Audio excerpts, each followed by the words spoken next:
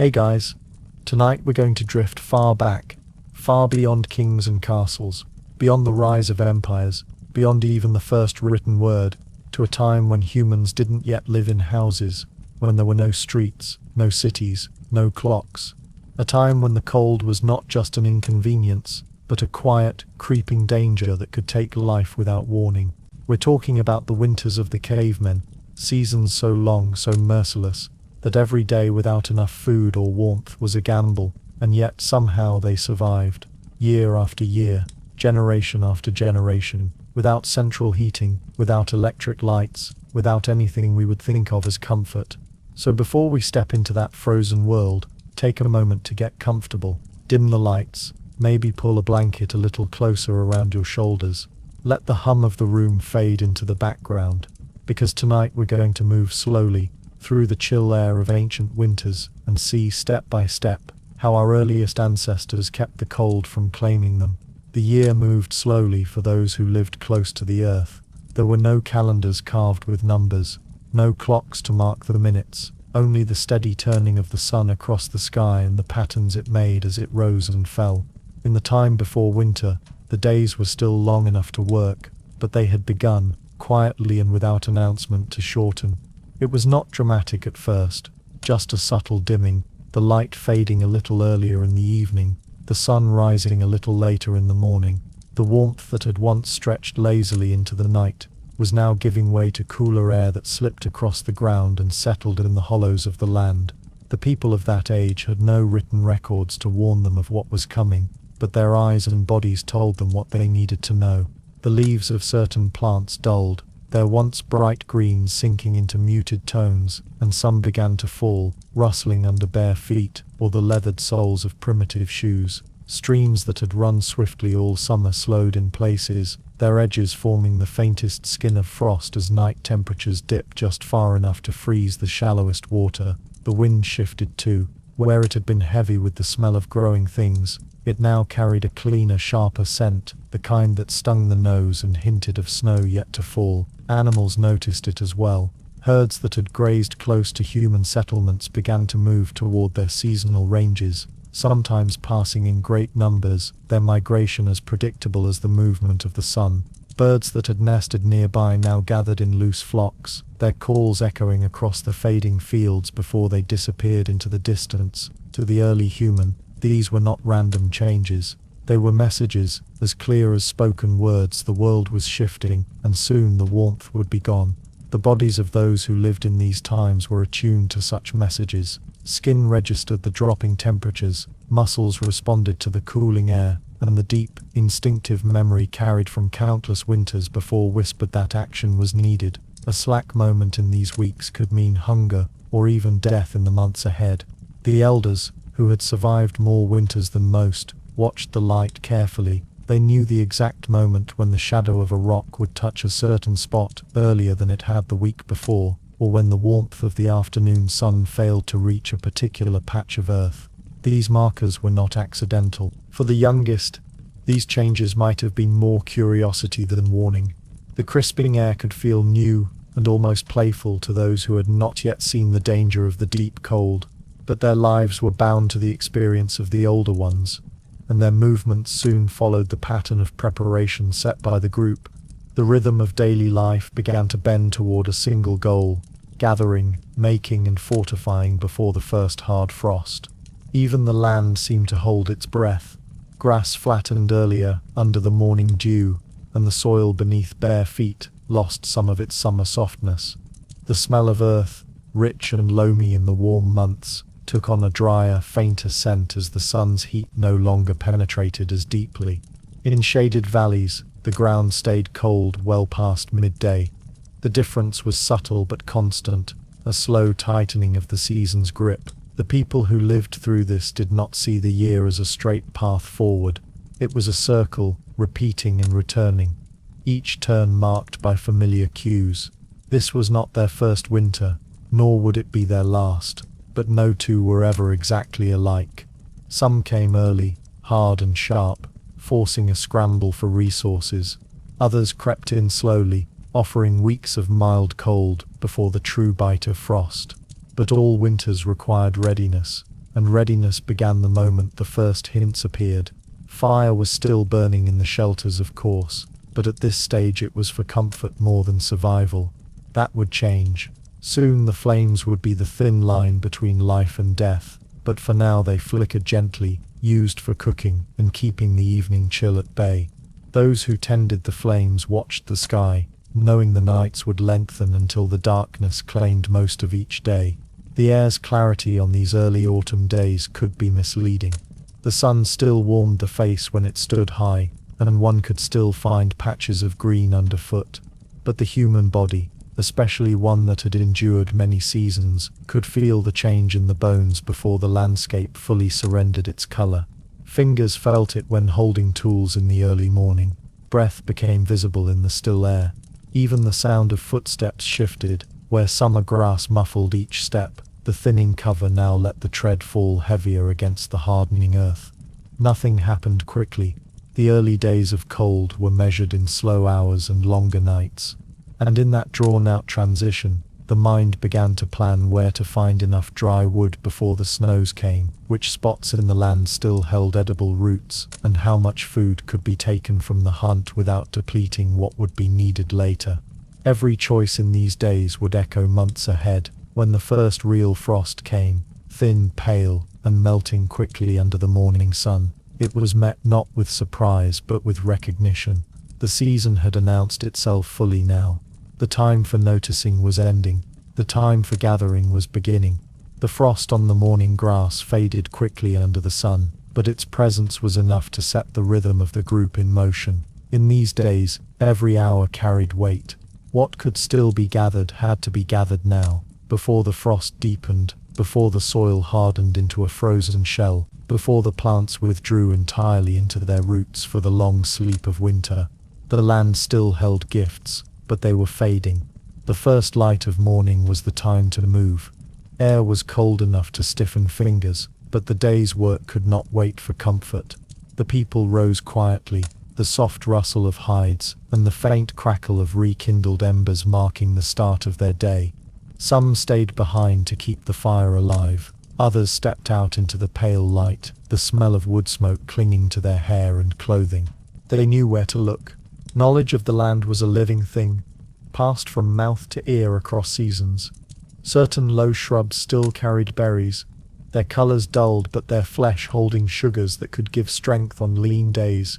Some roots grew deep enough to survive the first frosts, and could be pulled with the right tools.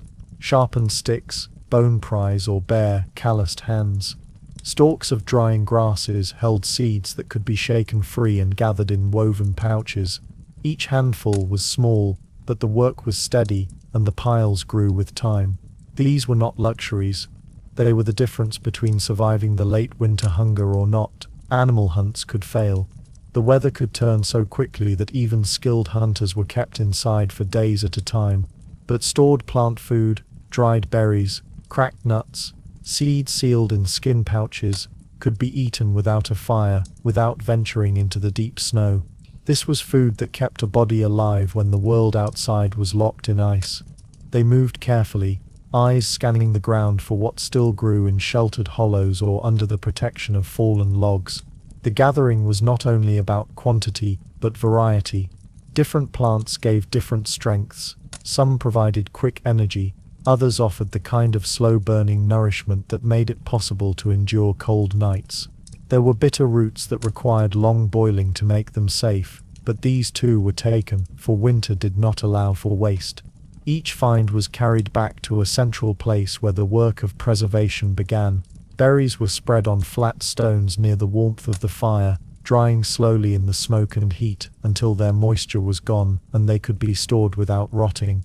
Seeds were cleaned of their husks, sometimes pounded into coarse meal, sometimes kept whole. Roots were scraped of dirt, sliced, and left to harden in the dry air. The process was slow and repetitive, but there was quiet comfort in the routine.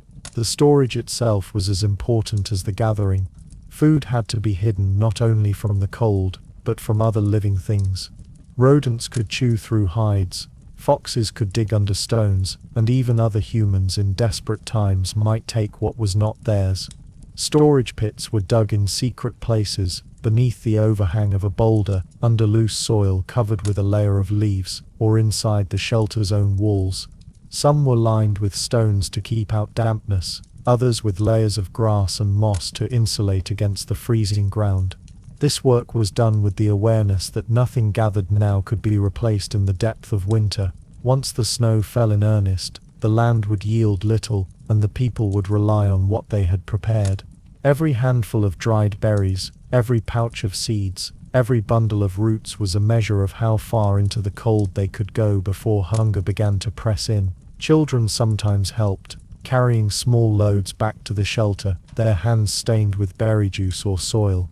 In this way, they learned not just the plants themselves but the timing, when each food was at its peak, when it began to wither, and when it was gone. It was knowledge stored in the mind, as vital as the food stored in the pits. As the days shortened further, the air took on a sharper edge, and frost began to cling longer to the grass in the mornings. The work of gathering grew more urgent. The plants themselves seemed to signal the end. Leaves yellowed and dropped, stems dried and cracked, and the remaining berries grew smaller and harder. There came a day when no new green shoots could be found at all, only what was left in the caches already made. That day marked the end of the gathering season. It was not a sudden shift but a gradual closing of the earth. Where once there had been abundance, there was now only what had been taken and hidden away, and with that, the focus of survival turned outward, to the moving shapes of animals in the thinning forests, for the meat and fat they carried would be the next store laid in for the cold to come. The days of gathering faded into memory as the plants withered entirely and the ground began to seal itself in frost. With each breath, the air grew drier, and the cold seemed to seep deeper into bone and soil alike. This was the time when attention turned to the animals, for the meat and fat they carried could sustain life when nothing grew. But hunting in winter was not like hunting in the warmer months. Once the snow came deep enough to slow movement, the chase would be harder, the distances shorter, and the energy spent greater than the reward. The large game, the deer, the elk, the bison, had to be taken now, while the earth was still open and the snow not yet a trap for human legs. The hunt was not a single act, but a series of quiet preparations. Spears were checked, their points retouched with sharp stone flakes. The bindings that held point to shaft were inspected, tightened with sinew if they had loosened. Some of the hunters carried smaller throwing spears, others the heavier thrusting kind. Those who had learned the skill of using atlatls, throwing sticks that extended the arm's power, tested them in the pale light of the morning. Every tool had to be ready. There would be no time for repair once the chase began. Choosing the day mattered. The animals moved according to their own needs, and a group that hunted blindly risked long hours without even a sighting. The elders, and those who had spent many seasons tracking game, read the signs. Fresh droppings told them which direction herds had passed. The depth and firmness of hoofprints in the damp earth revealed how long ago the animals had been there. The wind's direction was studied, for a wrong approach could carry the human scent ahead, scattering the prey before the hunters could close the distance. When the day was chosen, the group moved with quiet purpose. They fanned out at first, moving through the thin forests or along the edges of open plains. The hunters did not speak, for sound carried far in the cold, still air. The only noises were the crunch of frost underfoot, and the faint hiss of leather and hide clothing brushing against itself. Every sense was tuned to the smallest signs, the flick of an ear in the distance, the sudden movement of a branch, the deep, muffled thud of a hoof against the ground. Once the prey was found, the real work began. Large animals could not be taken head-on without great risk. Instead, the group used their numbers and the shape of the land to corral or drive the animal toward a place where its movement could be limited. A narrowing between rocks, a bank of a stream, or a shallow depression where the footing was uneven. Some hunts ended in the open, with the hunters forming a half circle and slowly closing in, forcing the animal toward waiting spears.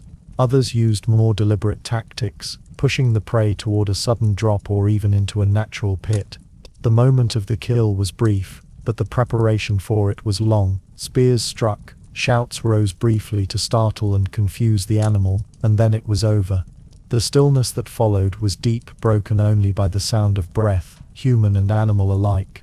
The hunters approached cautiously, for even in its final moments, a large animal could lash out with deadly force. When it was certain that the prey would rise no more, the work of butchering began immediately.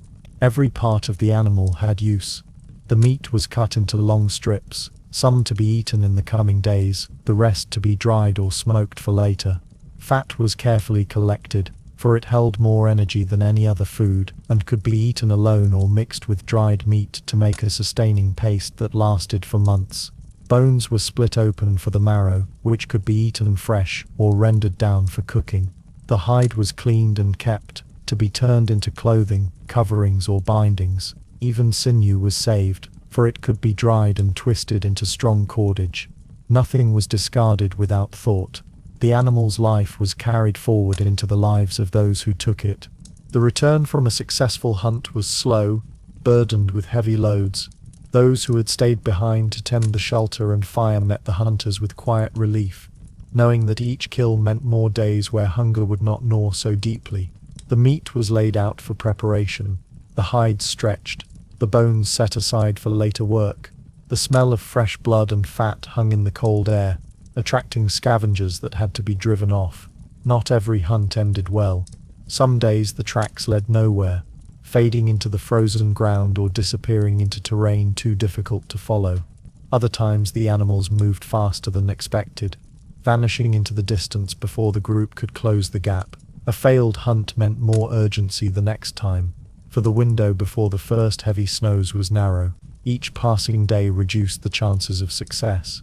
In these final days before snow, hunting was nearly constant. The group took what it could, building not just a store of food but a buffer of security. The cold could trap them inside for long stretches. Illness could weaken a hunter. Injuries could reduce the number of those able to bring in food. A surplus now meant that such misfortunes would not immediately bring starvation. The land itself seemed to sense the coming change. The animals' coats grew thicker, their movements slower, conserving energy for the months ahead. The days were shortening rapidly now, and the sun's warmth, even at midday, felt thin and weak. The frost that had once vanished by morning began to linger in the shaded places all day. When the first flurries came, light and scattered on the wind, they did not stop the hunts entirely, but they marked the end of the open season. Soon the snow would be deep enough to slow even the strongest legs, to muffle sound so completely that finding game would require long, exhausting searches. The hunts became shorter, more targeted, focused on smaller animals that could still be caught in the drifts. But the great drives, the taking of large game, were over for another year. The meat and fat were stored alongside the berries, roots and seeds from earlier weeks, all hidden in secure places. Fires burned longer in the shelter now, and the people spent more hours inside, working hides, repairing clothing, and preparing for the slow days ahead. Outside, the snow began to fall in earnest, covering the ground and closing off the paths they had walked so often in the warmer months.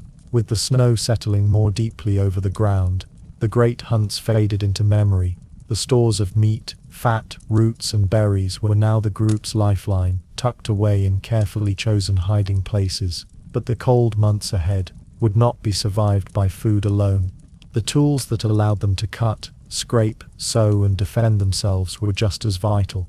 A broken spear point in the middle of a hunt, a dull stone blade when trying to cut frozen hide, or a torn seam in a winter covering could mean the loss of heat, the loss of energy, and ultimately the loss of life. The work of preparation began in the dim light of the shelter, where the air smelled faintly of smoke and drying meat. Those with skill in shaping stone laid out their materials, cores of flint, chert or obsidian collected during the warmer months, when travel to distant outcrops was easier. Each stone had been chosen for its hardness and its ability to fracture in sharp, controlled edges. Using hammerstones and antler billets, they struck at precise angles, sending flakes flying in small, bright arcs. The sound was rhythmic, sharp and almost musical, echoing softly against the walls of the cave or shelter. The flakes themselves were not wasted.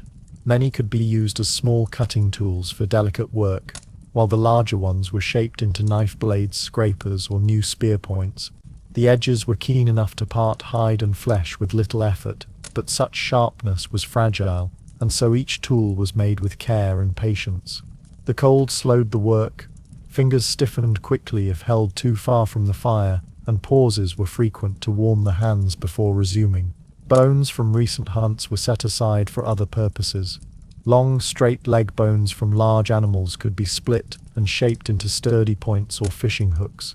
Ribs could be flattened and sharpened for use in scraping hides. Smaller bones, especially those with a naturally narrow shape, were carved into needles, not the smooth, polished metal needles of later centuries, but functional, carefully shaped tools with drilled or carved eyes for pulling sinew thread. The making of such needles was slow work, requiring endless scraping and polishing against stone to prevent sharp edges from cutting the sinew. These bone needles were essential for keeping winter clothing intact. Hides and furs could tear during hunts or when snagged on rough wood, and any opening in a covering could leak warmth into the cold air. The needles, combined with strong sinew thread, allowed repairs to be made quickly, reinforcing seams or patching holes. The sinew itself was prepared with care, dried, split into fine fibers, and twisted together until it was strong enough to resist snapping under tension. When pulled through hide, the sinew swelled slightly, sealing the stitch against wind and snow. Other preparations were less obvious but no less critical.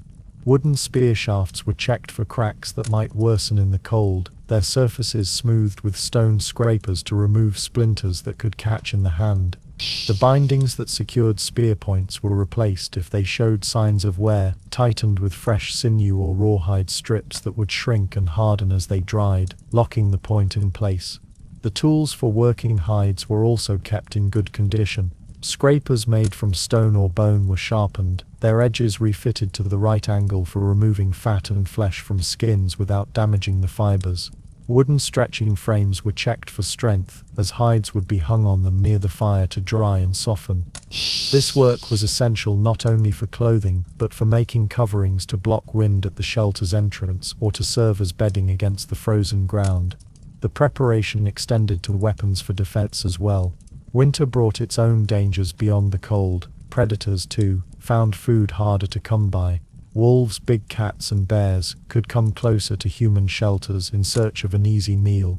Spears, clubs, and sharpened stakes were kept close at hand, and each was inspected for readiness. All of this was done in the quiet rhythm of short winter days and long nights. The firelight threw shifting patterns across the stone walls as people bent over their work, their breath visible in the cooler air near the edges of the shelter. Conversation was low and sparse, each person focused on the precision their task required. Outside, the snow deepened, the forest sounds muffled to almost nothing. Inside, the tapping of stone on stone, the soft rasp of bone against rock, and the hiss of sinew sliding through hide filled the hours. The work was repetitive, but it was work that carried the weight of survival. Every sharp edge, every tightened binding, every reinforced seam was another barrier against the cold waiting beyond the firelight. When a tool was finished, it was not simply set aside, it was inspected, tested, and in some cases given to the person most skilled at using it. A spear point might go to the hunter who knew how to strike cleanly, a scraper to the one with the steadiest hands for hide work, a needle to the seamstress whose stitches could hold against the winter wind. These were not luxuries, they were life-preserving instruments, and their value was understood by all. By the time the last preparations were done, the snow outside lay thick and heavy. Travel beyond short distances was difficult now, and the deep cold of the heart of winter was settling in. But within the shelter, the tools were ready, the clothing repaired, the spears sharp. The people could face what was coming with the confidence that nothing for now was broken or unprepared.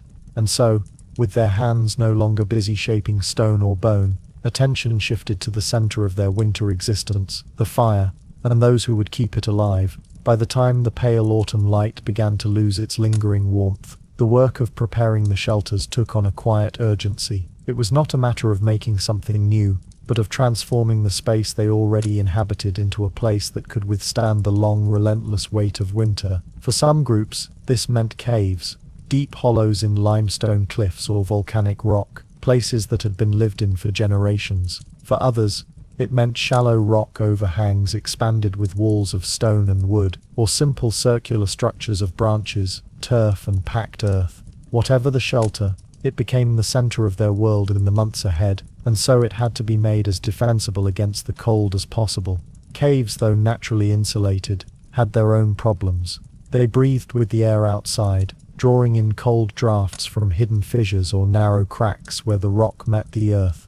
Hunters and gatherers knew these patterns well. On still days they could trace the drift of their own breath and see where it was drawn away, funneled toward unseen openings. They would plug these gaps with hides stretched tight against the stone, or with clumps of moss pressed into crevices, often held in place with wet clay that hardened into a crude but effective seal. In places where the rock was too uneven for this, they might hang a wall of animal skins, weighted at the bottom with stones to keep it from shifting in the wind. For shelters made of timber and turf, the work was even more demanding. The walls, often made from interwoven branches plastered with mud, could be inspected for weaknesses. Cracks that had opened under the weight of summer rains would need to be filled again with fresh clay mixed with straw or grass for strength. This was not fine craftsmanship, but it was functional. A gap of only a finger's width could funnel in enough cold to make the sleeping area near it unbearable, so care was taken to find and seal every floor. The floor of the shelter mattered as much as the walls. Cold seeped upward from the ground itself, stealing warmth from bodies as they slept. Layers of insulating material, dry grasses, pine boughs or animal hides, were laid thickly under sleeping areas, creating a barrier that reduced the chill. In many shelters, a shallow depression was carved into the floor at the center, lined with stones, and prepared to hold the fire that would be kept alive for as much of the winter as possible. This hearth was not simply for cooking. It was the heart of the shelter, radiating a steady low heat that softened the edges of the cold, even when the winds outside howled. Smoke management was always a balance. In caves, too much smoke trapped inside could choke the occupants, so they learned to leave narrow gaps high in the shelter, where the heat would draw it out. In surface shelters, smoke could drift more easily, but they had to ensure the vents did not become openings for wind and snow. These solutions were often simple but clever: a flap of hide that could be adjusted depending on the wind's direction, or a row of loosely placed stones that let the smoke seep out without creating a full opening. Sometimes the improvements were not just about insulation, but about making the shelter more livable during months when leaving it was unpleasant or even dangerous. Storage pits dug into the floor near the walls, lined with stones or woven baskets, kept food away from the dampness of the ground and protected it from scavenging animals. Hooks made from antler or bone were driven into the walls or ceiling beams to hang clothing, tools and food out of the reach of rodents. Everything had its place. For disorder meant wasted time, and wasted time in winter meant unnecessary exposure to the cold. Lighting was also considered, though it was a crude affair. In the dark stretches of the season, when daylight came late and left early, small stone lamps carved with shallow bowls were filled with animal fat and fitted with wicks made from twisted plant fibers or strips of hide. The light they gave was dim and flickering, casting long shadows against the walls, but it was enough to work by, to repair clothing, or to check on a child in the night. And in the long hours when movement was minimal, the warm, wavering glow was a small comfort against the endless dark. What emerged from these efforts was not a home in any modern sense, but a functional refuge, a place where the physical body could survive. There were no soft comforts, no unnecessary spaces. The shelter's heart was the fire, and around it, life was arranged. Children played close to the warmth, adults worked in the glow of its light, and sleeping areas were positioned so that the heat could reach them without the risk of sparks. In these carefully sealed, meticulously arranged spaces, the clan would ride out the storms, the deep freezes, and the long nights until the first thaw hinted at spring. But before that thaw, before even the first snow, there was the matter of laying in enough heat to last through the months ahead, not just sealing the shelter against the cold, but ensuring the fire itself would endure. For without it, even the best insulated walls and the thickest hides could not keep the cold from settling deep into the bones. The fire was not merely a convenience in those distant winters, it was the very center of life, the axis upon which existence itself turned. As the cold season settled in, and the land froze into a still and unyielding state, the fire became the most carefully guarded possession of the group, for it was far easier to keep it alive than to spark it anew. Early humans had long understood that striking a flame from nothing was a time-consuming and precarious process, often impossible in damp or windy conditions, and so the embers from one day's blaze were cradled and carried into the next. In the darker stretches of the year, someone was always near it, tending to it in silence, feeding it with small twigs or dried grasses when it weakened, watching its glow in the night, as if guarding a sleeping elder. Firekeeping was not a task given lightly. It was an unspoken responsibility of immense weight, for a lapse in vigilance could mean the cold reclaiming the shelter entirely. These firekeepers understood the language of flame in ways that few modern people can comprehend. They could tell by the way the smoke curled whether the fuel was too green or too damp, by the hue of the embers whether it needed more air, and by the feel of the heat on their cheeks, whether it was strong enough to last through the night. In the depths of winter, when venturing far from the shelter was dangerous and food was rationed with care, the fire was one of the few things that moved, flames dancing in an otherwise still world. That motion alone seemed to carry a quiet reassurance, a reminder that not everything was frozen. Sometimes the group would travel between camps, driven by the need for fresh resources, or by the migration of prey animals, and in these movements, the fire traveled with them. Carried in smoldering bundles of dried moss or bark, wrapped in animal hides to keep the wind at bay, the ember was never allowed to die. A faint trail of smoke might follow them for hours as they moved, the firekeepers taking turns to check that the ember still breathed. This ember, small and fragile, carried the potential for warmth, cooked food and safety from predators, for wild animals were often hesitant to approach the scent of burning wood. The fire did more than warm the body. It dried damp hides, kept tools free from ice, and hardened the points of wooden spears. It allowed meat to be cooked and preserved, making it less likely to spoil and easier to chew in the cold when fresh plants were scarce. It also shaped the night, for around the firelight was the only place where the darkness was pushed back, creating a fragile circle of visibility in an otherwise endless shadow. The group's activities often revolved around this glowing center, scraping hides, carving tools, preparing food, all done within sight of the fire, so that its heat could reach stiff fingers and its light could reveal the work at hand. The sound of the fire was as constant as its light, the faint crackle of wood, the hiss of sap boiling away, the occasional pop of splitting bark. These sounds became part of the rhythm of winter life, a steady background to the low movements and muffled voices of the camp. There was something deeply anchoring about it, something that tied the present moment to the long chain of winters that had come before, for the ancestors had done the same, watching, feeding, carrying, never letting it fade. Smoke, too, was a companion. In the still air of winter, it drifted slowly upward, curling and twisting in ways that seemed almost deliberate. It clung to hides, hair and skin, giving the people a scent that marked them as part of their camp.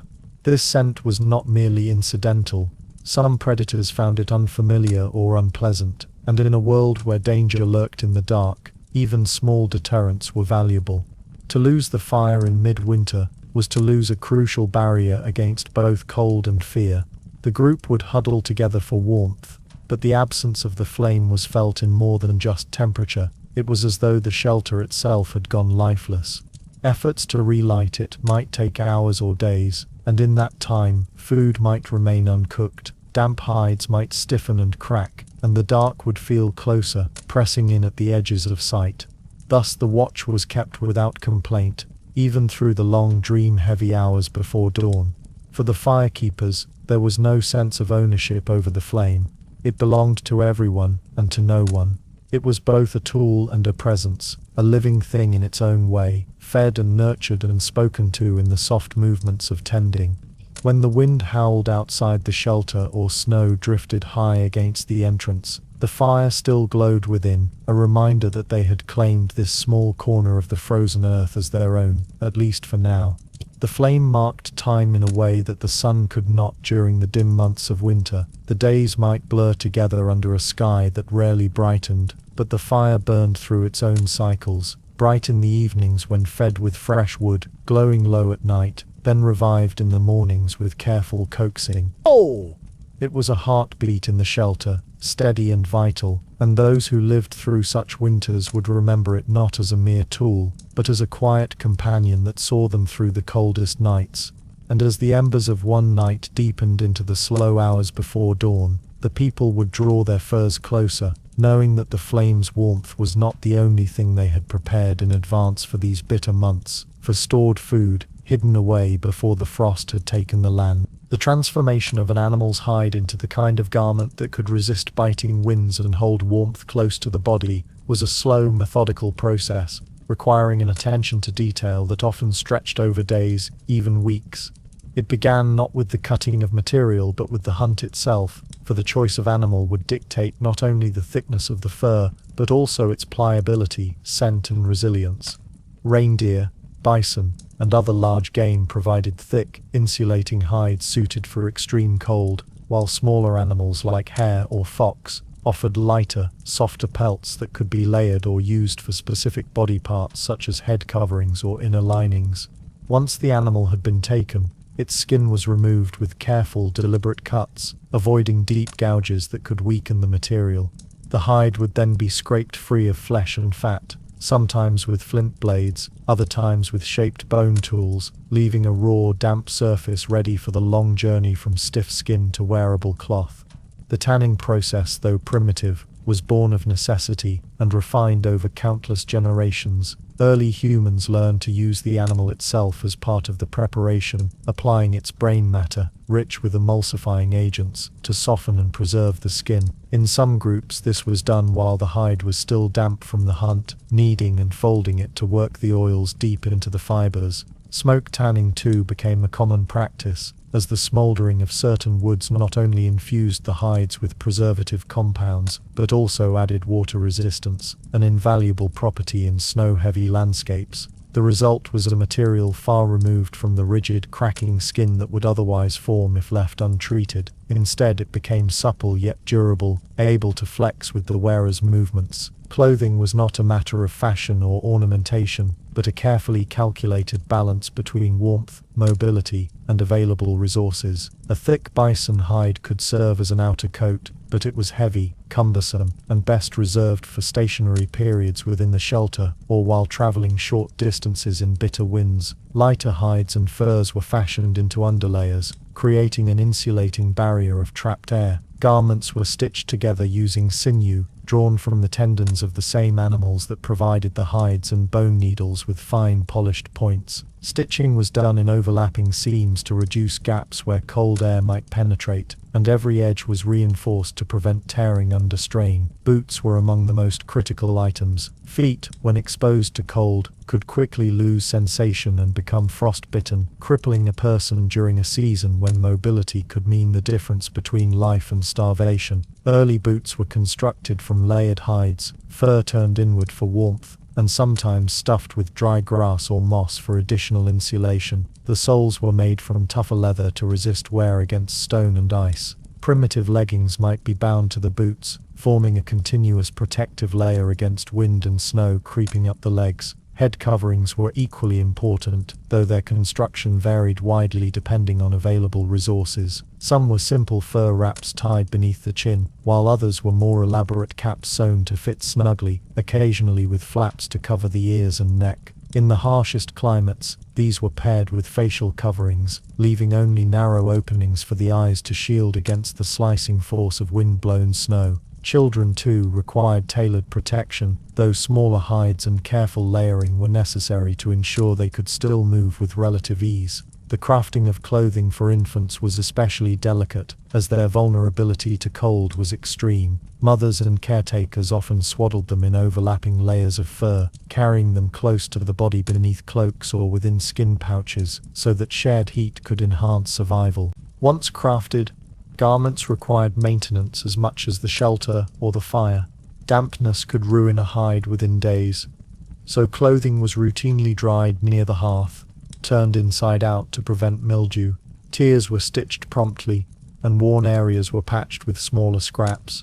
Over time, a hunter's winter clothing might show a history of survival, layers of different furs stitched together, each piece a fragment of a different hunt, each repair a mark of resilience. These garments were not discarded at the end of the cold season. Instead, they were carefully stored, often hung near the smoke of the fire to deter insects, or buried in sealed hide bundles to keep moisture and vermin away. In this way, they could be brought out again when the first chill winds of the following year returned, needing perhaps only minor repairs before once more serving their essential role. The survival value of animal skin clothing extended beyond mere warmth. It also offered camouflage in hunting, with the mottled browns and whites blending into the landscape. For groups who followed herds into the open steppe or taiga, this could provide a vital advantage, allowing them to approach prey with reduced risk of detection. In some cases, animal parts, antlers, tails or paws, were left attached, either as functional aids or for ritual significance, though their inclusion was always weighed against practical necessity. As the winds began to cut sharper and the ground hardened under frost, these garments became a constant presence, worn day and night, serving as both clothing and bedding. At night, furs were layered over and around sleeping bodies, shared among family members to trap the heat in small pockets of air. The people slept close together, the warmth of many bodies combining beneath layers of hide and fur to create a barrier against the cold that seeped into every unguarded space.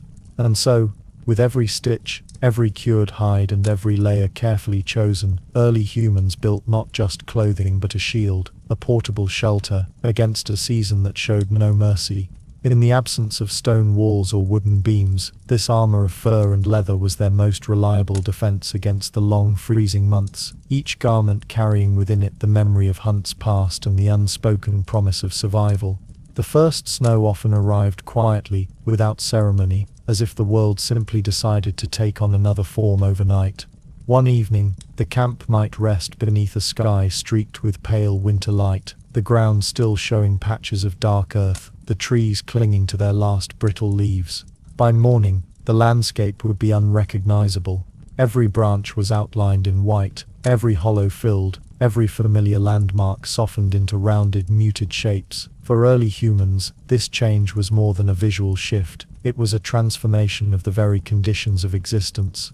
The air felt denser, the scents of soil and vegetation were locked beneath ice, and the sound of movement was muffled into a kind of stillness that seemed to press in from all sides. Travel became immediately different. Snow disguised the ground beneath, hiding rocks, holes and streams under a deceptive surface. Footsteps no longer crunched on leaves or cracked twigs, but sank with a soft resistance that left behind crisp impressions. For the hunters, this was both a challenge and an opportunity. Tracking animals became in some ways easier, their prints marked clearly in the snow, yet the act of moving quietly was harder, for the snow compressed and squeaked beneath certain steps. The energy needed to walk even short distances increased sharply, especially when drifts grew deep. The cold air stiffened muscles, slowed breathing, and made every movement deliberate. Food sources shifted overnight. The berries and roots that might still have been accessible in the frosty mornings of late autumn were now buried, unreachable beneath the frozen crust. Even small animals changed their behavior. Some retreated into burrows, others moved differently, conserving their own energy in the harsher climate. The larger animals, the ones most valuable for meat and hides, moved with caution, avoiding open areas where the snow made them more visible. The rivers and streams, once the steady sources of fresh water, began to crust over with ice, and while this provided easier crossing points, it also meant that gathering water became a task requiring effort to break through frozen surfaces. Sound itself altered in the snow. Without the rustle of leaves or the hum of insects, the world felt emptied of background noise. The crack of a breaking branch seemed sharper, carrying farther across the open expanse. Human voices, too, behaved differently. The cold air thinned the tone, carrying words in a way that made quiet communication essential to avoid alerting game.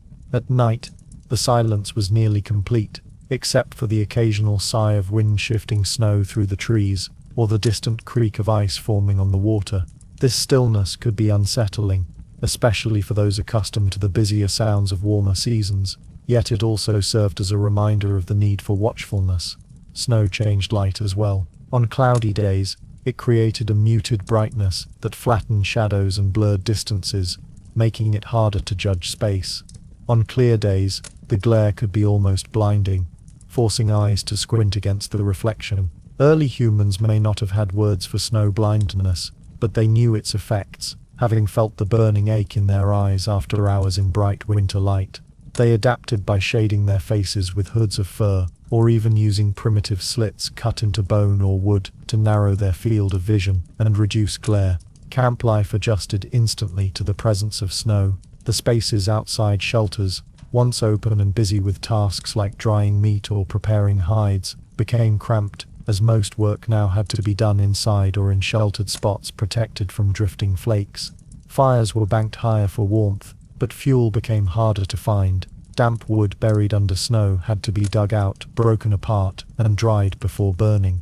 Water was drawn from melted snow, though it took large amounts to produce enough to drink or cook with. The snow was mostly air, and vanished into a small puddle when heated. Psychologically, the first snow also marked the start of a long enclosed period where resources would not be replenished, but only consumed. Every piece of dried meat eaten, every root taken from storage, was one less item available before the thaw. The rhythm of life slowed further. Tasks became measured and deliberate, conserving energy for when it would be most needed. Outside excursions were limited to hunting trips, wood gathering, and necessary scouting. Children and the elderly stayed close to the hearth, wrapped in hides, their time filled with quiet, repetitive work, like weaving fibers, shaping tools, or scraping skins. And yet, for all its challenges, the snow also brought certain advantages. The same cold that numbed fingers preserved food for months, preventing spoilage. The snow acted as insulation over shelters, blocking some wind and holding in warmth. Tracks could lead hunters directly to game, and predators that might have stalked the camp in warmer months were now easier to detect against the white expanse.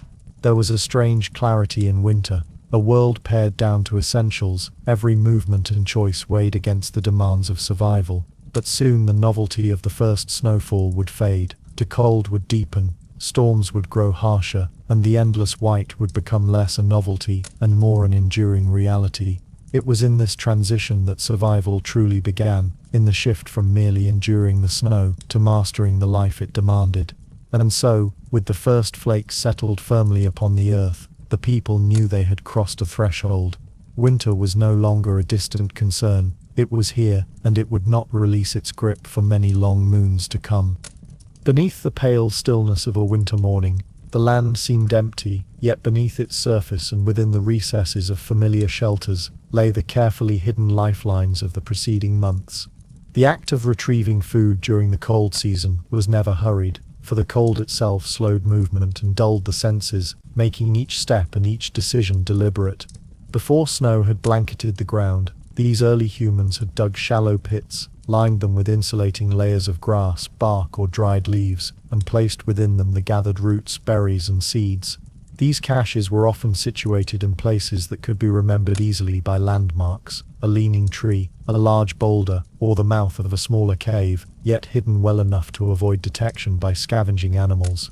The cold months turned these storage pits into natural preservation chambers, keeping the contents edible far beyond their natural span. Approaching such a cache in the depths of winter required both patience and awareness. The snow had a way of smoothing over the ground's features, hiding the precise outlines of the pit beneath a uniform white sheet. Even those who had dug them might have to prod the snow with a stick or spear point to feel for the subtle difference in firmness that hinted at the earthwork below. There was always the chance that other creatures, driven by hunger, had already discovered the store. Foxes, wolves, or even smaller scavengers, like mice, could detect the faint scent of stored food beneath the snow. Some caches were found disturbed, their protective layers torn aside, and the food scattered or gone entirely, forcing a quiet recalculation of how much remained for the winter's remainder. In the coldest weeks, when the river ice was thick and the wind sliced through any exposed gap in clothing, these hidden stores became a measure of safety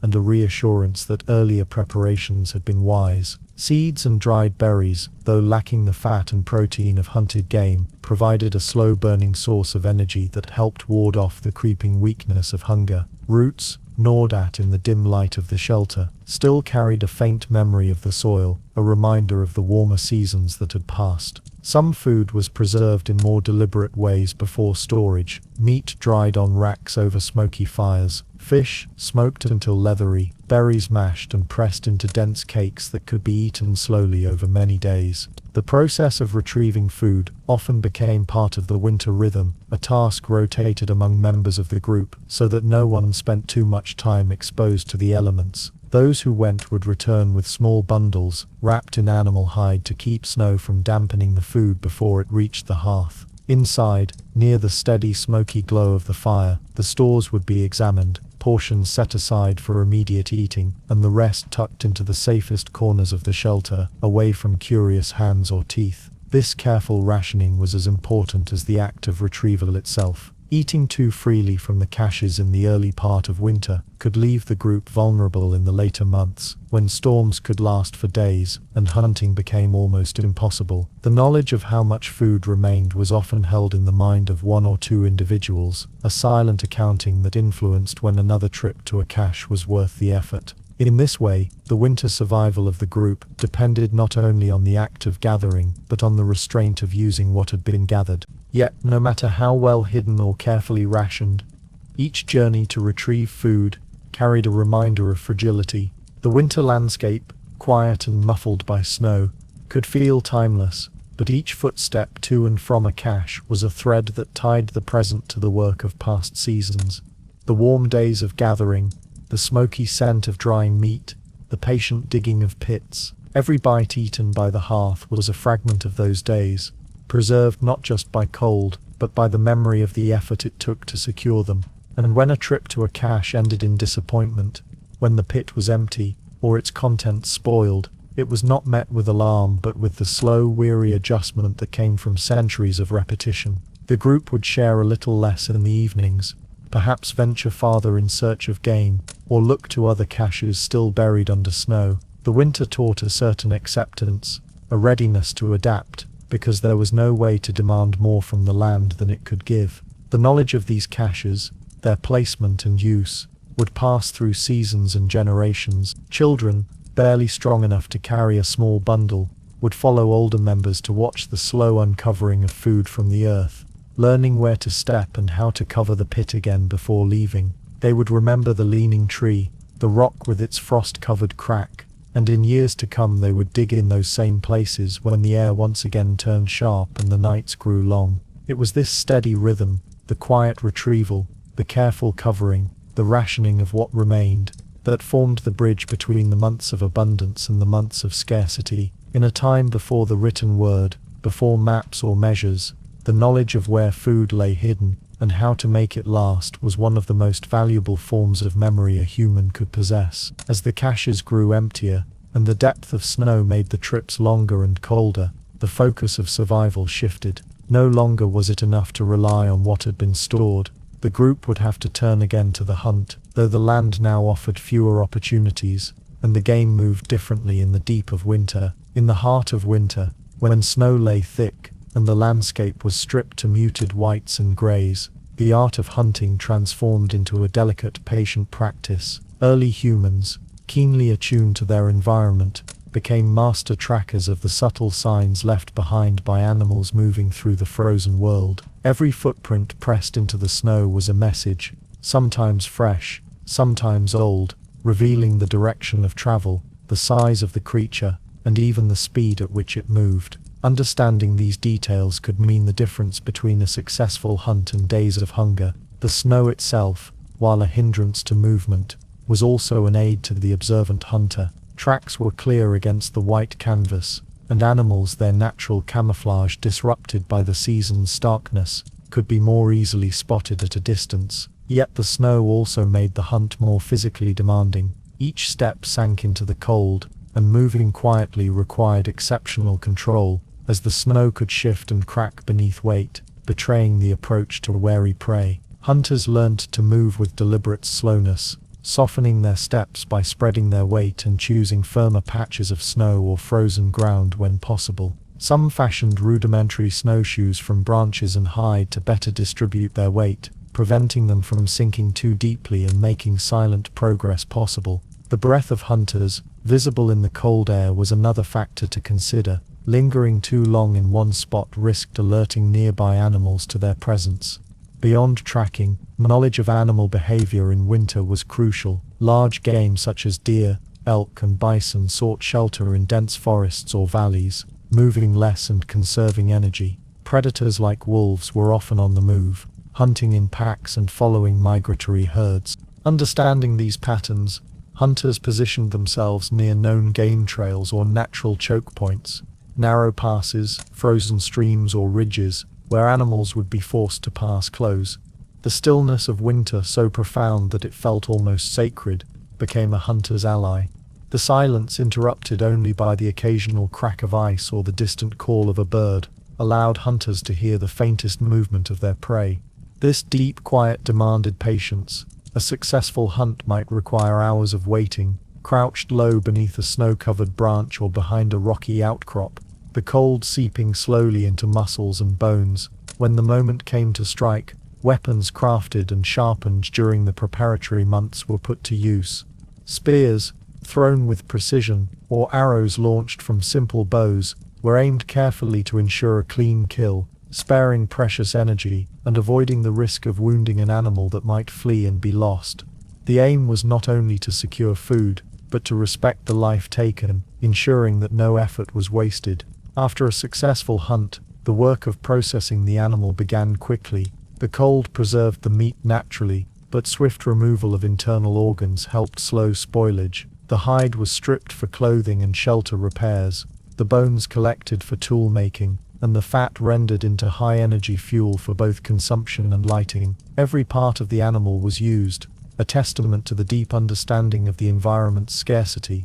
The bounty from these winter hunts was shared within the group, reinforcing social bonds and ensuring that even the weakest members, the young and the elderly, received nourishment. These communal meals were moments of quiet relief, the flickering firelight casting warm shadows against faces weathered by cold and toil. Yet the risks remained ever present. A misstep in deep snow could mean injury in a place where help was limited. Predators, attracted by the scent of blood or the noise of butchering, posed threats to the camp, and the relentless cold was an invisible adversary, sapping strength with every breath. Still, the practice of winter hunting was a testament to human resilience and adaptability. Through careful observation, patient tracking, and skilled use of tools, early humans turned the challenges of the frozen world into opportunities for survival. Each hunt carried the weight of generations of knowledge, passed down not in words but in shared experience, marking the rhythm of life in a season defined by stillness and endurance. As the cold months deepened and the snow accumulated further,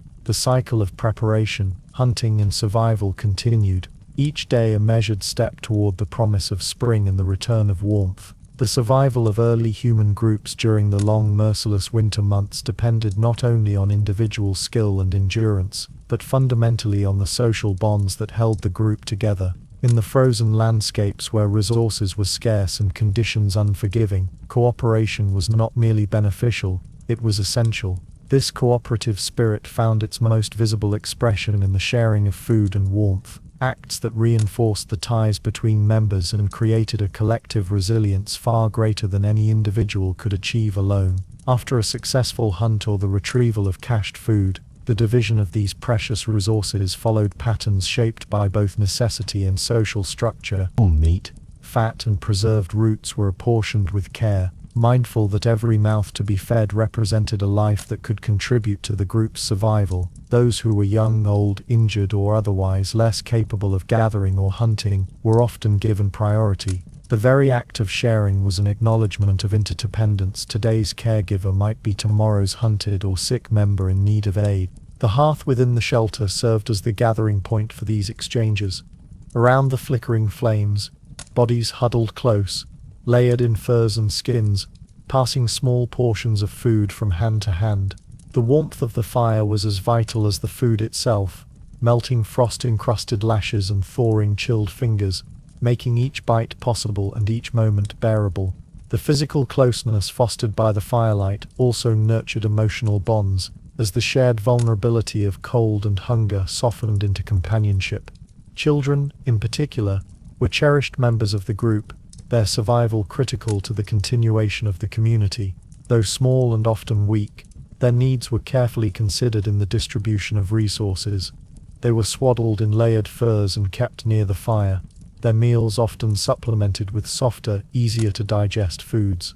Elders, too, were honored in the distribution, recognized for the wisdom and experience they brought, even if their bodies were less capable of withstanding the cold or contributing to hunts. The sharing extended beyond food to include warmth in the form of physical closeness. Body heat became a vital commodity. At night, sleeping arrangements were designed to maximize the retention of warmth, with individuals layered in close clusters beneath thick blankets of hides. This communal sleeping not only preserved heat, but also reinforced the social fabric, fostering trust and mutual care that transcended mere survival. Such cooperation was not merely practical, it was embedded in the cultural and possibly spiritual life of the group. The act of sharing food, especially meat from a hunt, was often accompanied by rituals or symbolic gestures, underscoring the sacredness of the animal's sacrifice and the communal responsibility to honor it. These rituals helped maintain group cohesion, reminding all that survival was a shared endeavor and that the strength of the whole depended on the well-being of each member.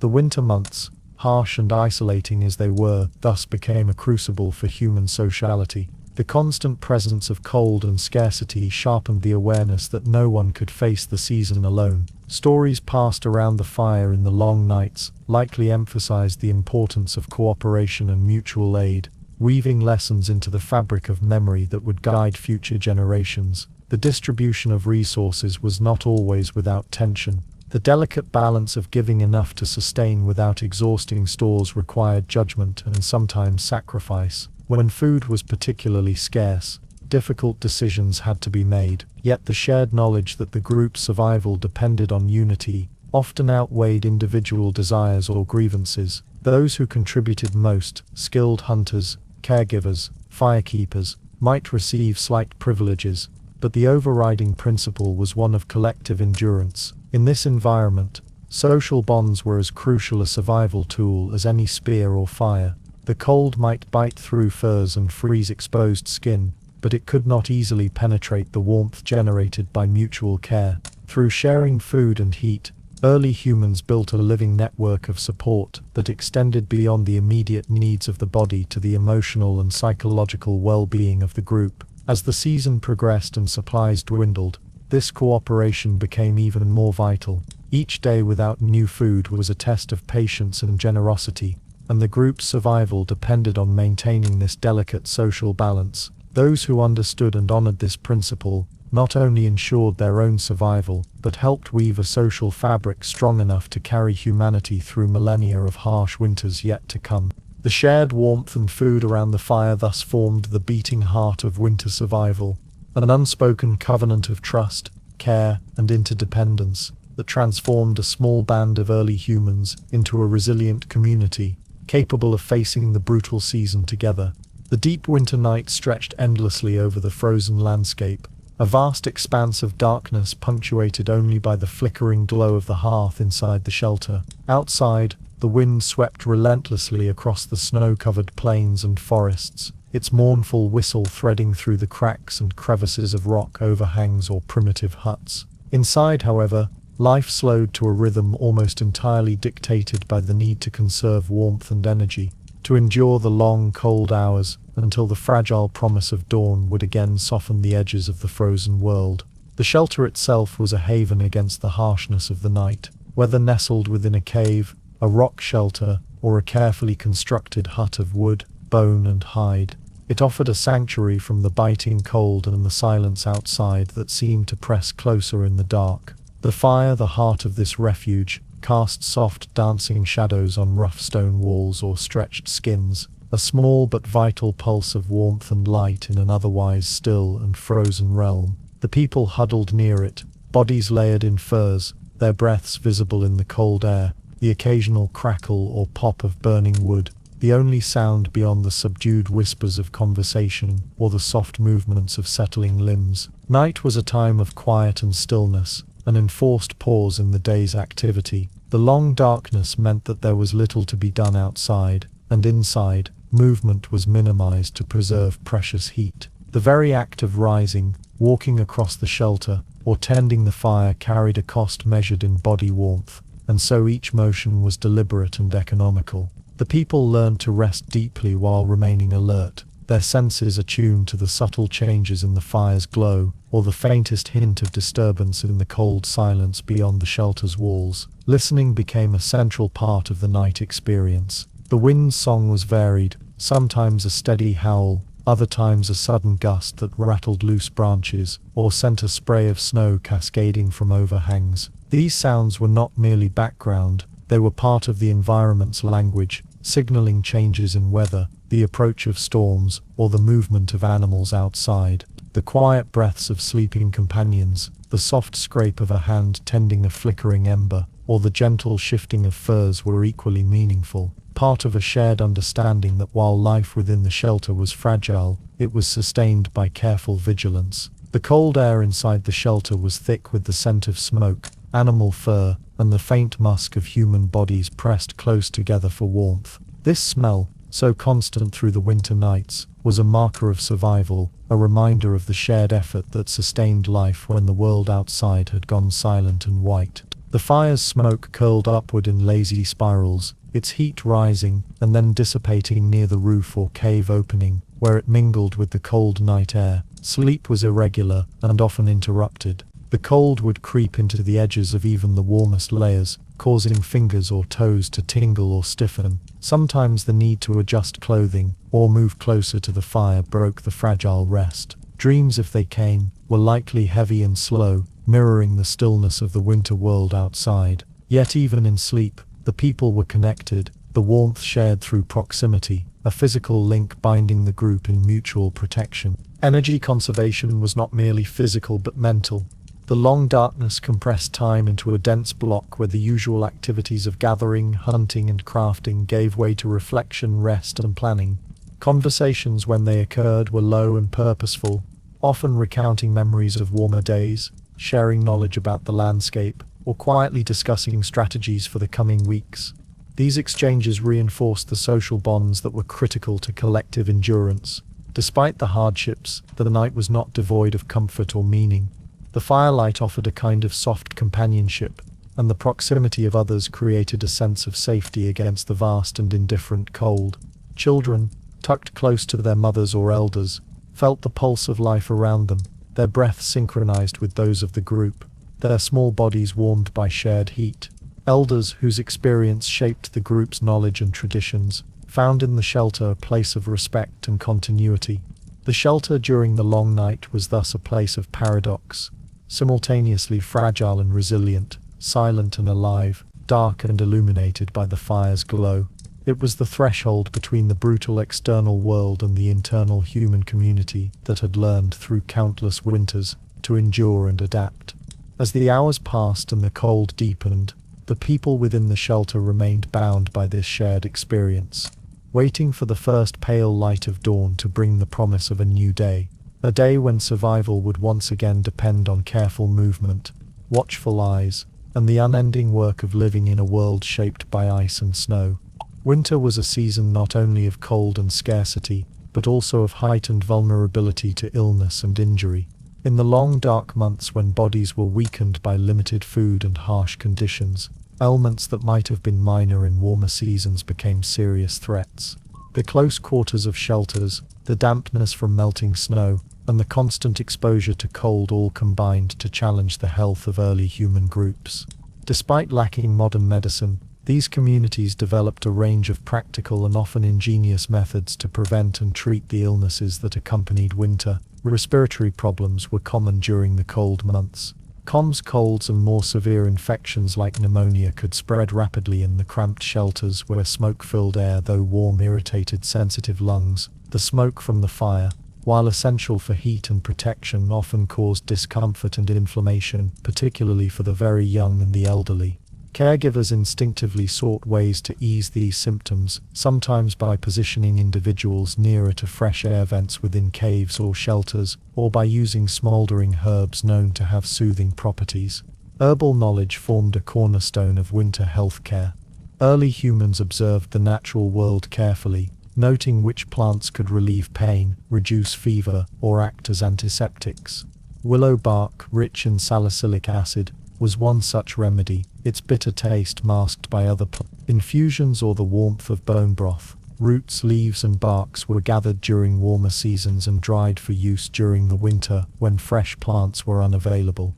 These dried herbs were brewed into teas or infused into poultices applied directly to wounds or inflamed areas. Bone broth itself was more than just nourishment. Made by simmering bones and connective tissue for hours, it released minerals and gelatin that supported immune function and tissue repair. The warmth of the broth also helped raise body temperature and comfort those weakened by illness. Preparing bone broth was a communal act, often performed near the fire with the scent of simmering marrow mingling with smoke and fur. Wound care was critical in winter. Frostbite and injuries from slips on ice or handling sharp tools were common hazards. Early humans learned to clean wounds with water from melted snow, then cover them with layers of clean hide or moss, which acted as natural antiseptics. Certain plants known for their antibacterial qualities, such as yarrow or sage, might be incorporated into dressings. The application of pressure and immobilization of injured limbs, through simple splints fashioned from wood or bone, helped prevent further damage. Fever, often a sign of infection, was both feared and treated with rest and warmth.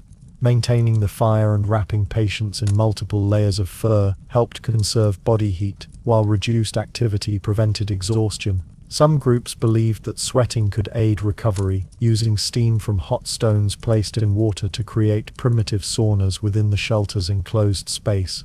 Though exact beliefs varied, the underlying principle was to maintain a delicate balance between warmth, hydration, and rest.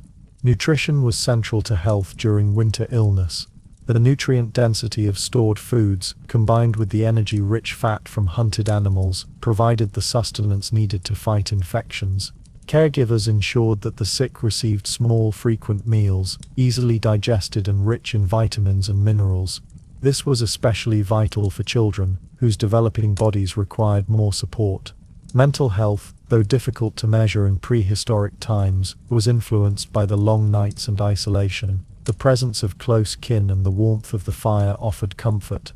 Stories and quiet rituals around the hearth might have provided psychological support, reinforcing hope and a sense of belonging even in times of sickness. This emotional care was as vital as any physical treatment in sustaining life through the winter. Survival often depended on the experience and knowledge of elders, who served as healers and keepers of medicinal wisdom. Their understanding of plants, animal fats, and the body's responses was passed down through apprenticeship and observation, forming an oral tradition that enriched each new generation's ability to face winter ailments. They recognized signs of serious illness, distinguishing between symptoms that could be managed at home and those requiring more intensive care or rest.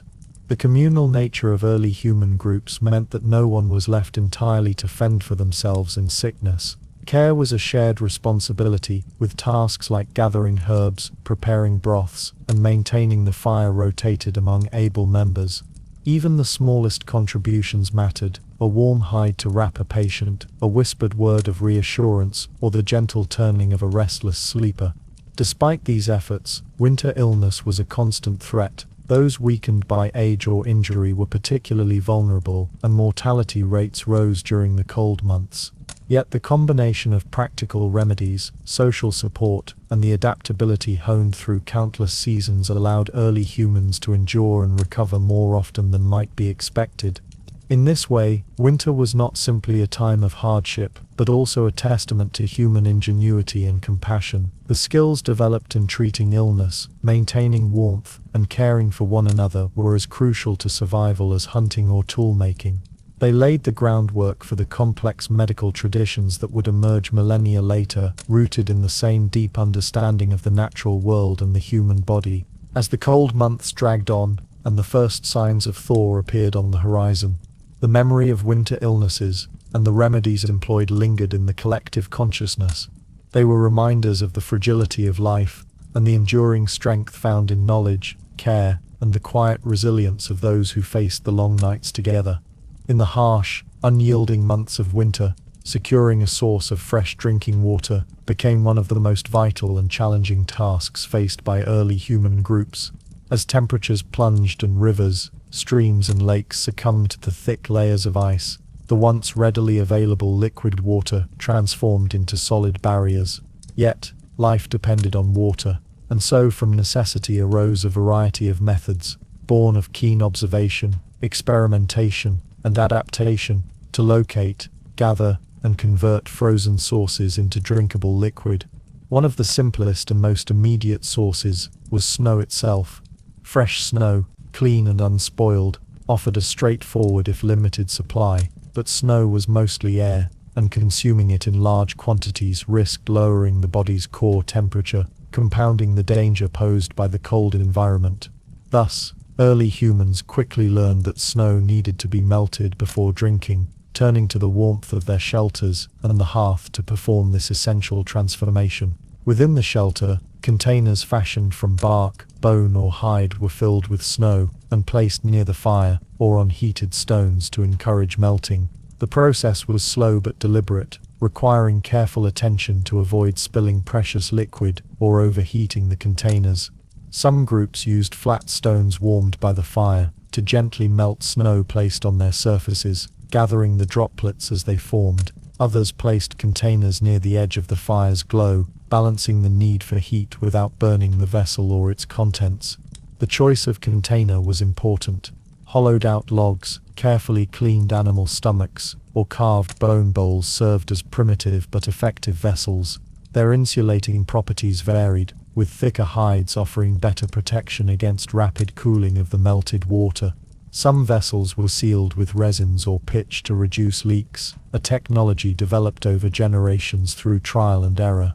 In regions where ice covered water bodies, early humans learned to break through the frozen surface. Using sharpened stone tools or heavy wooden implements, they chipped away at the ice to access the liquid water beneath. This was physically demanding work, often performed by the strongest members of the group. Once a hole was opened, water could be drawn using hollowed sticks or directly collected in containers.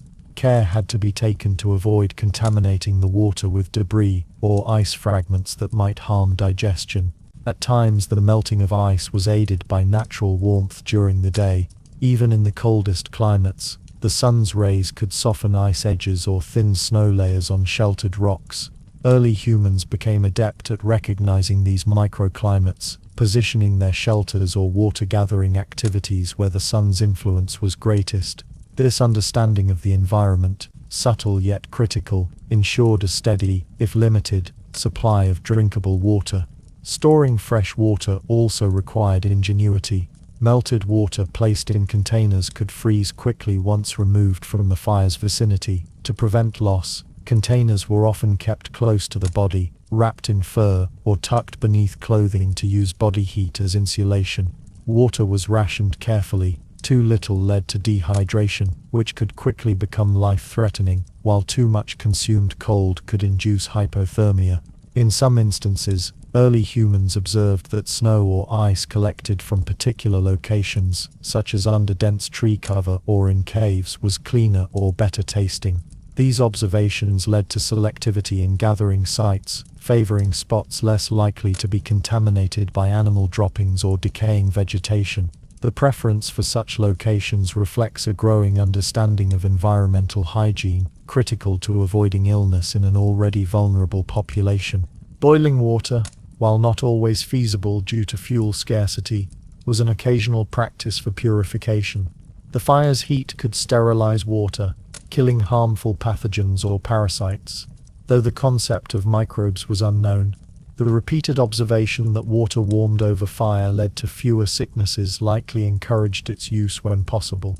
The energy cost of boiling had to be balanced against the benefits, and this decision-making was part of the broader survival strategy.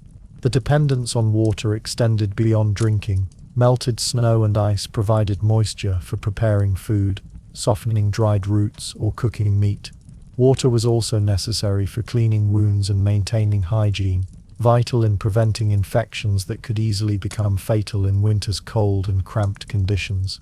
The methods developed for ice and water gathering illustrate early humans' remarkable adaptability and their capacity to observe and respond to a transforming environment. What might seem simple in hindsight, melting snow near a fire or breaking ice on a frozen stream, required experience, cooperation, and an intimate knowledge of seasonal changes. As winter pressed on, these practices became routine parts of the daily cycle, embedded in the rhythms of shelter life and survival. The constant vigilance required to maintain water supplies was a reminder that even the most basic needs demanded respect and care in a world governed by cold and scarcity. Thus, the struggle for water during winter was not only a practical challenge but a defining feature of early human endurance. It underscored the interconnectedness of environment, technology, and social cooperation, a triad that would continue to shape human existence through all seasons and ages. In the deep heart of winter, the season's most unforgiving phase arrived, midwinter scarcity. It was a time when the careful stores accumulated during autumn had nearly been exhausted, when the bitter cold had settled into a relentless grip, and when the animals hunted for sustenance had grown increasingly elusive. The days were at their shortest, and the land seemed to offer little in the way of abundance. For early human groups, this period represented the most daunting challenge of survival, a crucible that tested endurance, cooperation, and ingenuity to their fullest extent. As the weeks passed and the food caches emptied, every morsel consumed carried profound weight. The rationing that had governed the early winter months became more stringent, and the shared meals around the hearth were smaller and more precious. The absence of fresh meat or fat, the most calorie-dense and nourishing components of the diet, began to be keenly felt. Roots and dried berries, while valuable, could not fully compensate for the energy needed to maintain body heat and activity. Hunger gnawed quietly but persistently, a reminder of the precarious balance between life and death. Hunting during midwinter scarcity was an exercise in both patience and desperation. Game animals, aware of the vulnerability presented by deep snow and cold, moved more cautiously and sought shelter in less accessible terrain. Tracks in the snow were fewer and often faint, blending with the shifting winds and the accumulations of new snowfall. Hunters became expert trackers, learning to interpret the subtlest disturbances, broken twigs, displaced snow, a faint scent carried by the wind. They adjusted their strategies, sometimes hunting in smaller, more agile groups to move silently through the landscape, other times using waiting tactics near known trails or feeding grounds.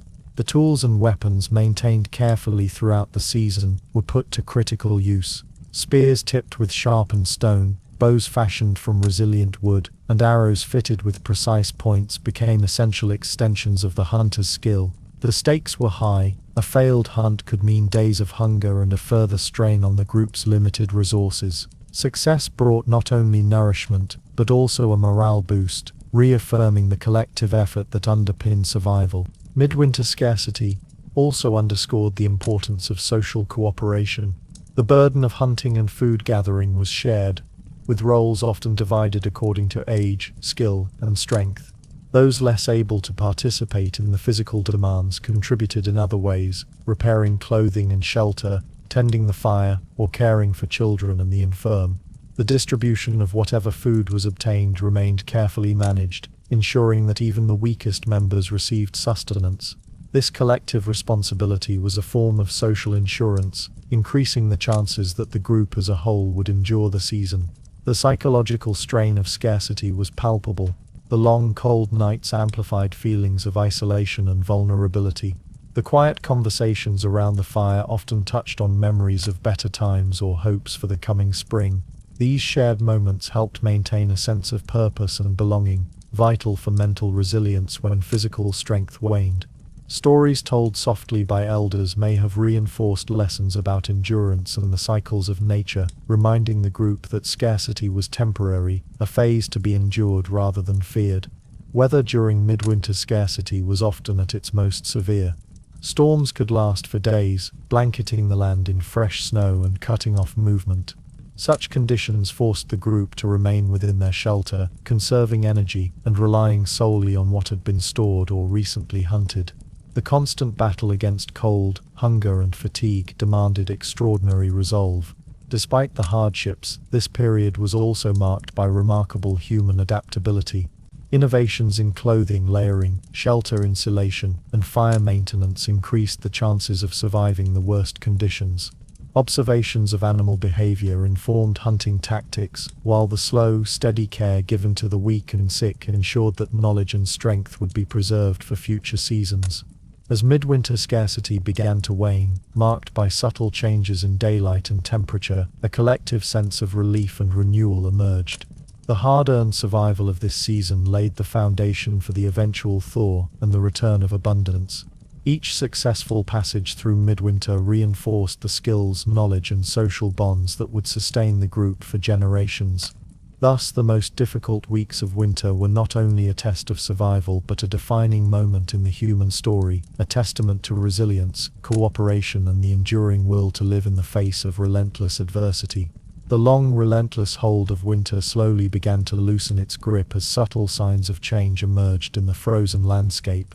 For early humans enduring months of cold and scarcity, these quiet indicators were vital messages from nature, signaling that the harshest days were waning and that the promise of spring lay ahead. The transition was neither sudden nor dramatic, rather it was a gradual unfolding of small shifts in temperature, light, and life, each observed and interpreted with keen attention born from necessity and intimate connection to the environment. One of the earliest and most telling signs was the melting of ice, especially at the entrances of caves or beneath rock overhangs where the group sought shelter. These openings, often chosen for their protection from wind and precipitation, would hold residual ice and frost accumulated over the coldest months. As daylight lengthened and temperatures crept upward, the edges of these ice formations softened. Drops of water, clear and cold, began to trickle down stone surfaces or pool in shallow depressions near the shelter floor. The sound was faint but unmistakable, the gentle drip and splash marking a subtle thaw. This melting ice carried significance far beyond mere water replenishment. It indicated a shift in the microclimate of the shelter itself, promising relief from the penetrating cold that had defined the nights. The presence of liquid water also allowed for renewed activities such as more frequent washing, the preparation of fresh food, and the stirring of new energy within the group. The knowledge that the shelter was becoming less inhospitable brought a quiet hope, encouraging a gradual return to movement and activity. Beyond the shelter, the landscape began to whisper its own changes. Snow, though still covering much of the ground, started to lose its pristine whiteness, acquiring a damp, granular texture that betrayed its imminent transformation.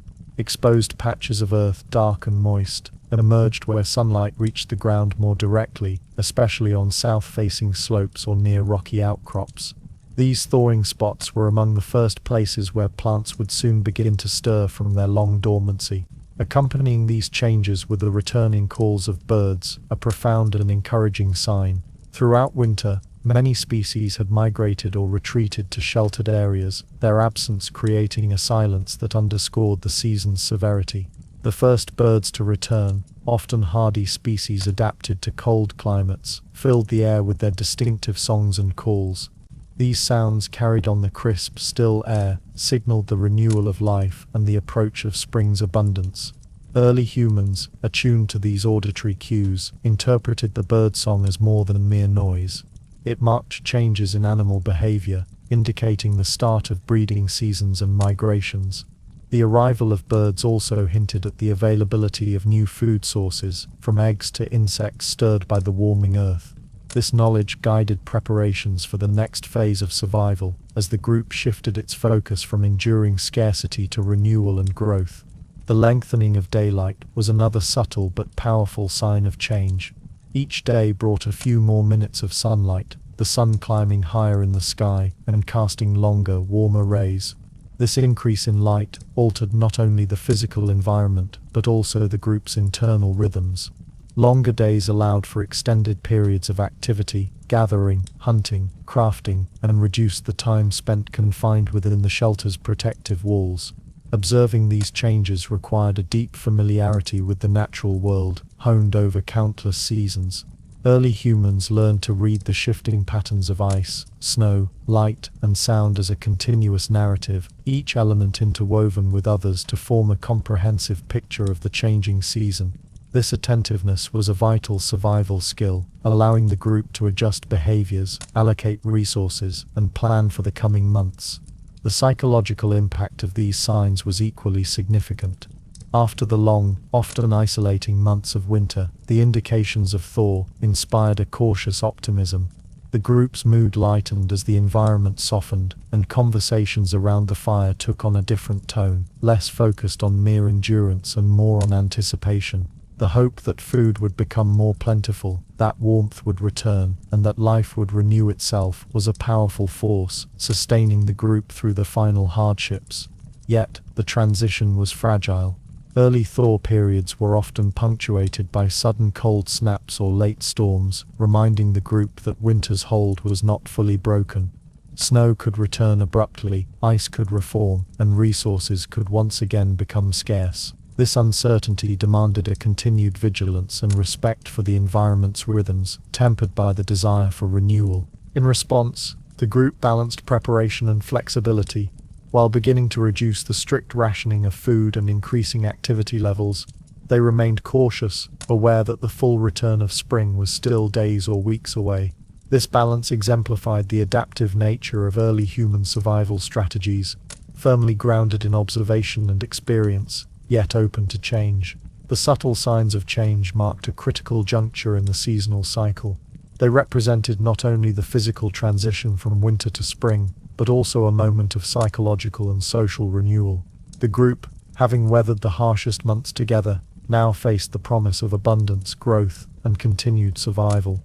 As the ice melted and the birds sang, the long winter nights slowly gave way to dawns filled with light and warmth. The landscape, once stark and forbidding, began to reveal the first green shoots of new life, a quiet testament to resilience and the enduring cycle of nature. This moment, observed with reverence and care, was the turning point where survival evolved into flourishing, and the endless winter yielded to the hope of spring. The arrival of the first thaw marked a profound transformation in the frozen world that had held sway over the landscape and its inhabitants for months. What had been an unyielding expanse of ice and snow began to soften, signaling the slow but sure passage of the seasons, and offering a renewed promise of sustenance, movement, and life. For early human groups, the first thaw was not simply a change in weather, but a pivotal moment that reshaped daily existence and rekindled the rhythms of survival in a land awakening from winter's grip.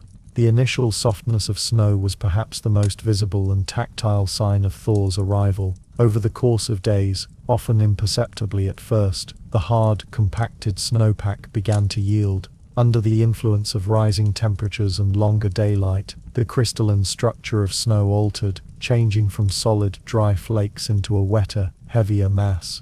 This slushy snow clung to boots and slowed movement, presenting new challenges but also opening fresh possibilities. The once treacherous ice gave way to softer ground beneath, revealing patches of soil and leaf litter that had lain hidden beneath the winter blanket. Alongside the snow's transformation, rivers and streams began their annual break free from ice. Thick sheets of ice that had sealed waterways all winter cracked and fractured under the strain of warming air and flowing water. The sound of moving water, a long muted symphony, returned with renewed vigor as currents loosened their icy grips. This breaking ice was a dramatic and life-affirming event, heralding the arrival of fresh water abundant with oxygen and nutrients. Early humans, attentive to these changes, understood the significance the rivers would soon teem with fish, and the banks would yield plants and animals returning to the water's edge. The first shoots of green were perhaps the most hopeful and poignant indicators of thaw. Beneath melting snow and softened soil, hardy plants, mosses, early grasses, and the first buds of shrubs began to push upward, eager to reclaim the light and warmth. These emerging greens were small and often fragile, but their appearance marked the renewal of the ecosystem. For early humans, these signs were welcome, suggesting the reappearance of edible plants, seeds, and the insects that nourished birds and other animals. As these elements combined, the softening snow, flowing rivers and budding vegetation, the environment shifted from a realm of survival to one of potential. The long confinement of winter gave way to movement. Groups began to prepare for expanded hunting expeditions, for gathering in new locations, and for the gradual migration toward seasonal resources. The physical changes in the landscape demanded new strategies and adaptations, testing the knowledge and flexibility honed over generations. The thaw also influenced the social and psychological life of the group. The sense of confinement and scarcity gave way to renewed energy and optimism. The days lengthened, allowing more time for work and exploration, and the warmth encouraged social interactions beyond the cramped shelter spaces. Plans were made around the fire for upcoming journeys, discussions of the best hunting grounds and gathering spots filled the air, and preparations for travel began in earnest. Yet, the thaw was a time of transition and uncertainty. Melted snow and softened ground could be treacherous, with hidden patches of ice beneath slush or unstable footing along riverbanks swollen with runoff. Early humans learned to navigate these changing conditions with caution, balancing the excitement of renewal with respect for the landscape's dangers. Movement was deliberate and measured, guided by experience and careful observation. Water sources, now more accessible, became central to daily routines. Fresh streams provided hydration, washing, and fishing opportunities. The availability of liquid water also supported the preparation of food, allowing for boiling and softening of roots and tubers that had lain dormant through winter. These culinary practices, in turn, improved nutrition and energy levels, vital for the renewed activity the thaw demanded. The first thaw was also a time of sensory renewal. The crisp scent of wet earth, the chorus of returning birds and insects, and the gentle warmth of sunlight after months of cold created an atmosphere charged with anticipation. These sensory experiences reinforced the emotional transition from winter's hardships to spring's promise, fostering a collective hope that the cycle of survival would continue. In sum, the first thaw was a defining moment in the annual cycle of early human life. It marked the end of winter's strictures and the beginning of a season of growth, movement and possibility. This period demanded new adaptations and strategies, but also rewarded the patient and attentive with the renewal of the land and the promise of life's continuity. Emerging from the long, slow grip of winter, early human groups faced a moment of profound renewal, a chance to move beyond mere survival toward replenishment and growth. The arrival of spring was not an abrupt event but a gradual reawakening of the landscape, signaling the return of game animals, the sprouting of new plants, and the rekindling of the natural cycles that sustained life. After months of strict rationing and careful conservation, the renewal of the hunt became a critical focus, a vital step in restoring strength and securing resources for the months ahead. As the snow melted and the earth softened, the frozen world began to pulse with activity once again. Tracks of animals that had hunkered down or migrated shifted and multiplied, providing new signs and trails for hunters to follow.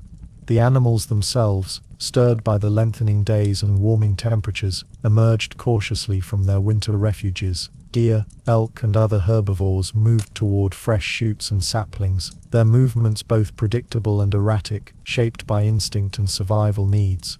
Predators, from wolves to large cats, also resumed their patrols, creating a dynamic and complex ecosystem in motion.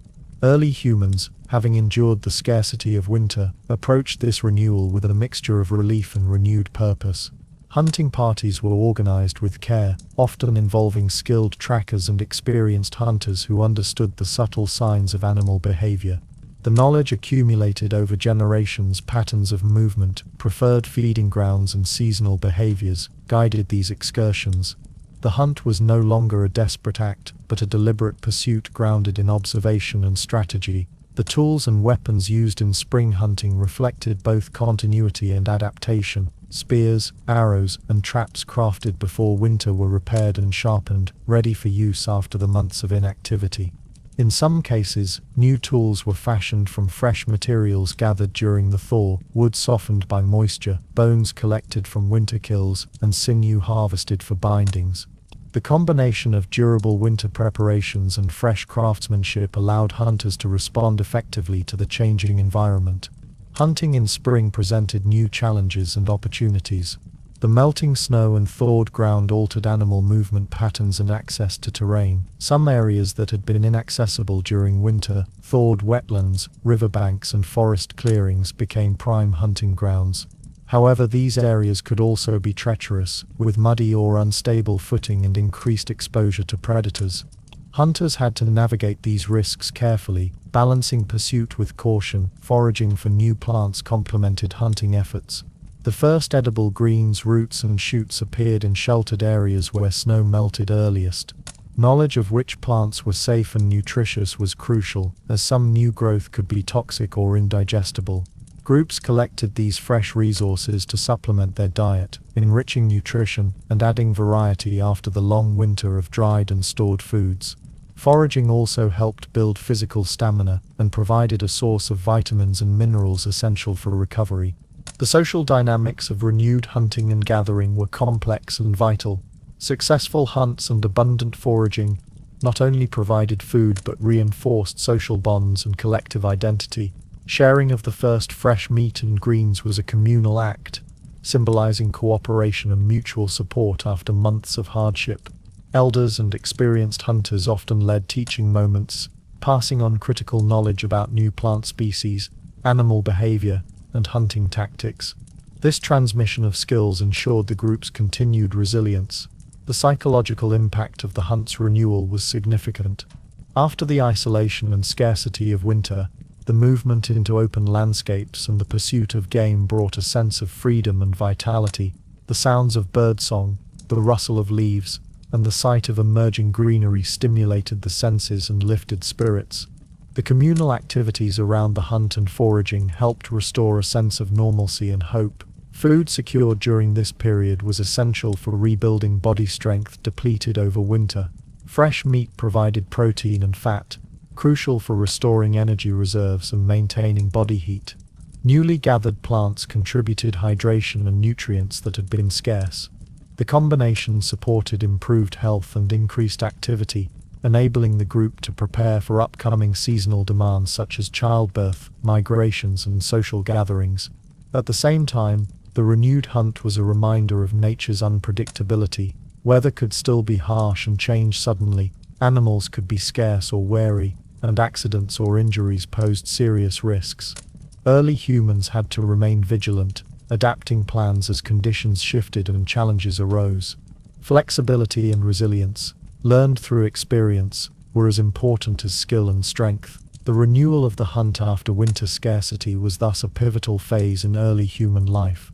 It represented a transition from endurance to abundance, from isolation to community, and from scarcity to growth. This phase underscored the intricate relationship between humans and their environment, a relationship based on observation, adaptation, and cooperation that would define survival for millennia. Through the cycles of winter scarcity and spring renewal, early humans forged a deep connection to the land and its rhythms, shaping not only their survival but the very course of human development. The first hunts of spring were not merely about food but about renewal of life, spirit, and hope, a testament to the enduring bond between humanity and the natural world. The cycle of the seasons demanded constant attention to the structures and materials that sheltered early human groups from the elements, and with the arrival of spring, the long months of winter gave way to a crucial period of repair and rebuilding. After enduring relentless cold, fierce winds and heavy snowfall, the shelters, whether natural caves, rock overhangs, or constructed huts, bore the marks of wear and damage. Clothing too frayed from continuous use in harsh conditions, while tools and gear showed the fatigue of long service. This time of renewal was a necessary transition, preparing the group for the coming warmer months, when movement and activity would increase and the landscape itself would offer new opportunities and challenges. Shelters during the winter were fortified to withstand drafts and retain heat, often sealed tightly with hides, moss, mud, and other insulating materials. But these protective layers had been subjected to repeated cycles of freezing and thawing, wind-driven snow, and the shifting of the earth itself. The process of repair involved not only patching visible holes or cracks, but reinforcing the structure to prepare for the changing weather patterns of spring and summer. Natural shelters like caves often required clearing of debris and water, Melting snow and ice could seep into cracks and pool on floors, creating dampness that threatened both comfort and health. Early humans used moss and dry grasses as absorbent bedding materials, which had to be replenished or replaced after the moisture of winter. Ventilation became a concern, as the warmer months called for better airflow to reduce the buildup of smoke and moisture inside the shelter. For built structures, frames made of wood or bone needed inspection and mending. Poles bent or broken under snow weight were straightened or replaced, while the walls, often composed of branches woven with grasses or hides stretched taut, were reinforced. Repairs required gathering fresh materials from the surrounding environment, branches, reeds, bark and animal hides, signaling a shift back to resource-gathering activities after the confinement of winter. The process was communal and purposeful. While some members focused on structural repairs, others prepared materials, hunted for fresh hides or crafted new tools to aid construction. The knowledge of shelter building and repair was passed down through oral tradition and hands-on instruction, ensuring that each generation could maintain and improve the protective spaces that formed the foundation of survival. Clothing, essential for protection against both cold and the harsher sun of spring and summer, also underwent careful attention. Furs and hides that had shielded bodies through winter were examined for wear, tears and loss of insulating properties. Repairs involved sewing torn areas with sinew, replacing worn fur patches, and occasionally fashioning entirely new garments as needed. Bone needles and awls, sharpened during the winter months, were employed in these mending tasks. The stitching was meticulous, designed not only for durability, but for comfort and flexibility. Early humans understood that damaged clothing left unrepaired could lead to exposure and illness, especially during unpredictable spring weather when temperatures fluctuated rapidly. The tanning and preparation of hides was a skilled process that continued through this period. Freshly hunted animals provided new materials, but turning raw skins into wearable clothing required knowledge of scraping, drying, and treating to increase softness and longevity. This craft, vital to the community, reinforced the interdependence between hunting success and survival infrastructure. Beyond shelter and clothing, the repair and replacement of tools and equipment formed another key element of the spring renewal. Spears, bows and arrows dulled or broken during winter hunts were mended or remade. Handles were carved and fitted, stone points were sharpened or replaced. The maintenance of these tools ensured readiness for the increased hunting and gathering activities that the season demanded. Containers made of wood, bone or hide also needed inspection. Vessels used for carrying water, storing food or preparing meals could develop leaks or cracks from the stress of freezing and thawing. Early humans patched these with natural adhesives such as resins or bitumen, materials collected with care and applied with skill. This period of repair was not merely practical but also social. Working together on shelter mending and clothing repair reinforced community bonds and shared knowledge. Tasks were often divided by skill, age and gender, creating a rhythm of cooperation and mutual support. The fire at the center of the shelter was both a source of warmth and a gathering place for storytelling, teaching and the passing of tradition. Moreover, repair and rebuilding activities prepared the group for increased mobility and activity as the landscape transformed. As ice melted and new growth appeared, early humans would soon expand their range, following migrating animals and exploring fresh resources. A sturdy shelter could serve as a base camp or a seasonal home, while repaired clothing and tools ensured comfort and efficiency during travel. This phase of renewal was a testament to human resilience and adaptability. The ability to recognize damage, to gather necessary materials, and to execute repairs with skill and cooperation underpinned survival, not only through winter, but through all seasons.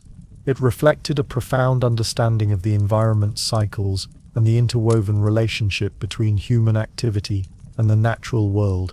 In this way, the labor of repair and rebuilding connected the harsh solitude of winter with the dynamic promise of spring. It was a bridge between endurance and growth, a quiet but powerful affirmation of life's continuity amidst change.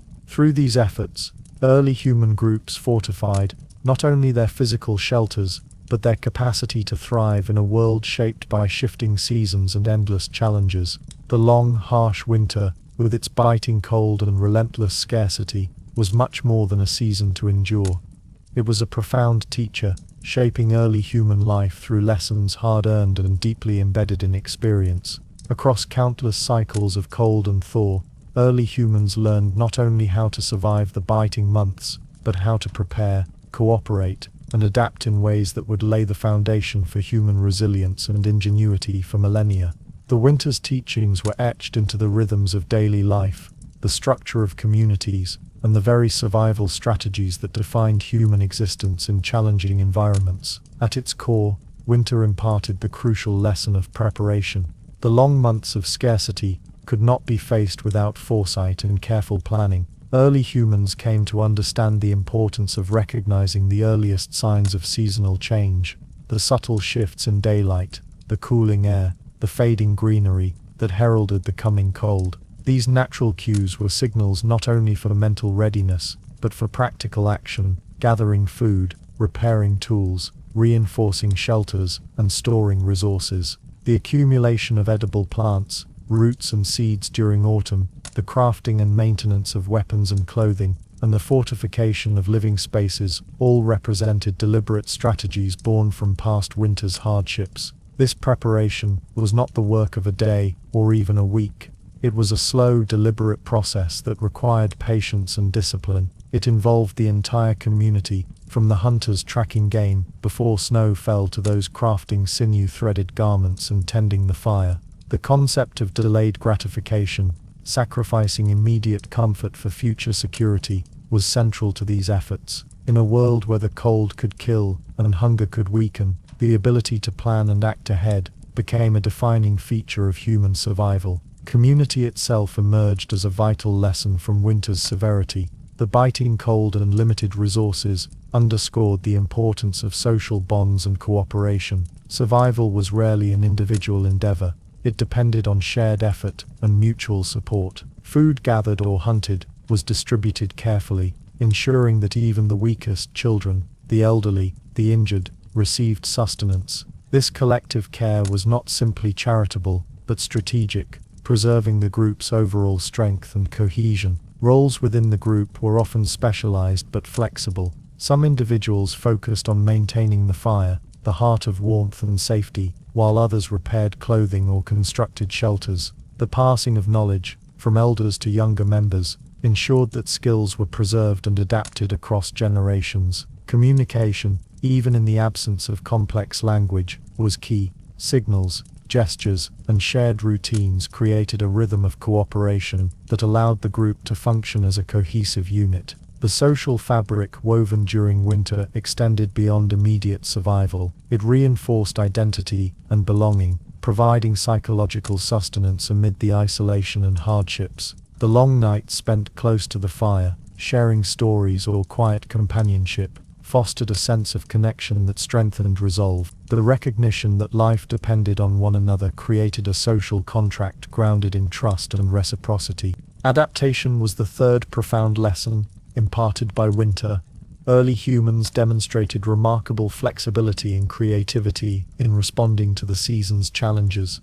They refined techniques for tracking animals in snow, for preserving and retrieving stored food, and for crafting tools and clothing suited to cold weather. The careful maintenance of fire, including the carrying of embers across camps, reflected a deep understanding of the environment's demands and the technologies needed to meet them. Adaptation was also ecological. Groups learned to select and exploit microhabitats, where resources were more abundant or conditions less severe. They observed animal behaviors and seasonal migrations, timing their own movements and activities accordingly. The use of natural insulation materials, moss, hides, mud, to seal shelters showed a nuanced relationship with the environment, blending observation with innovation. These adaptations were not static but dynamic, evolving over generations as knowledge accumulated and circumstances changed. Winter, with its relentless pressure, drove this process of trial, error, and refinement, fostering the development of increasingly sophisticated survival strategies. Beyond the practical, winter's lessons touched on the philosophical, the acceptance of nature's cycles, and the human role within them. Early humans recognized that the cold season, though harsh, was part of a larger pattern of renewal, The patient endurance of winter gave way to the hopeful promise of spring and abundance. This cyclical understanding shaped attitudes toward time, life, and survival, embedding a sense of resilience and continuity. Winter also taught humility and respect for the environment. The forces of cold and scarcity were reminders of human vulnerability, tempering ambition with caution. This respect informed behaviors that promoted sustainability, such as careful resource management and avoidance of unnecessary risk. The balance between human needs and environmental limits was a subtle but vital aspect of winter survival. The cumulative effect of these lessons was the forging of a human identity deeply intertwined with environment, community, and adaptation.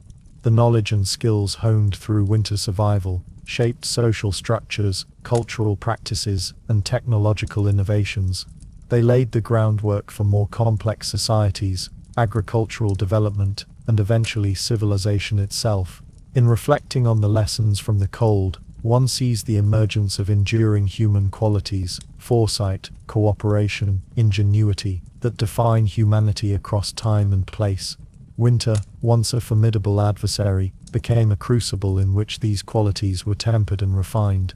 Thus, the harsh season was not merely a time of hardship, but a profound period of learning and transformation. It taught early humans to anticipate, to rely on one another, and to adapt creatively to the world's demands. These lessons from the cold remain embedded in the human story, echoing in our continued relationship with nature and each other.